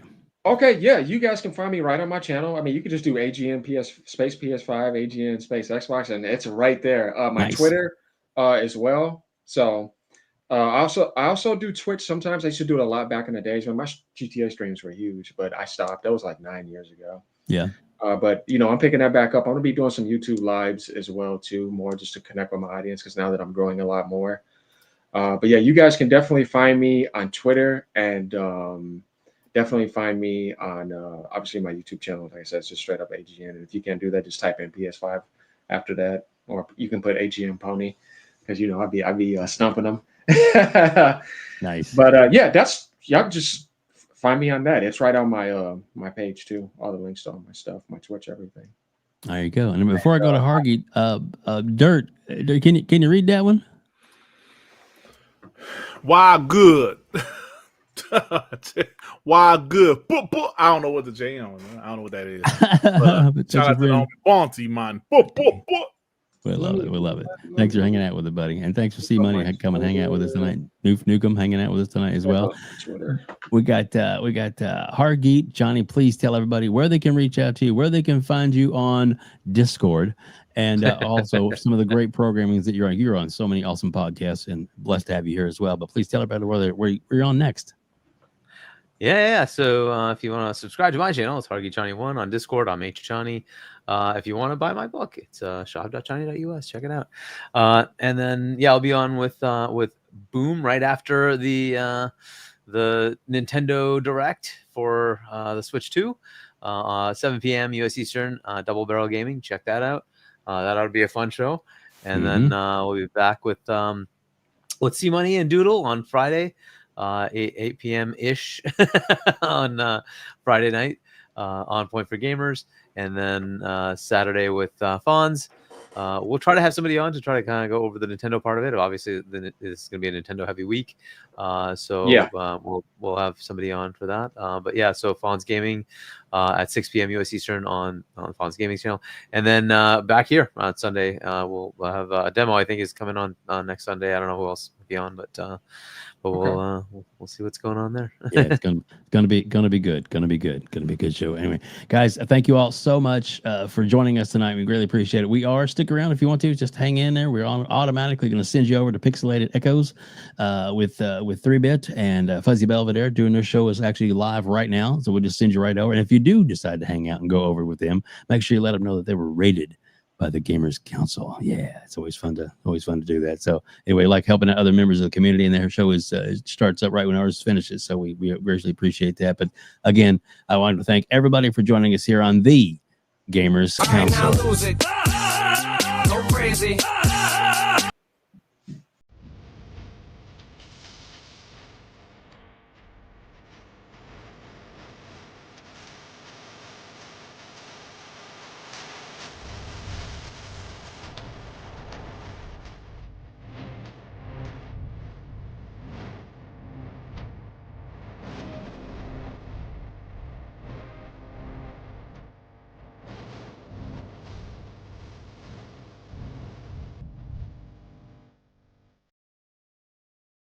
Game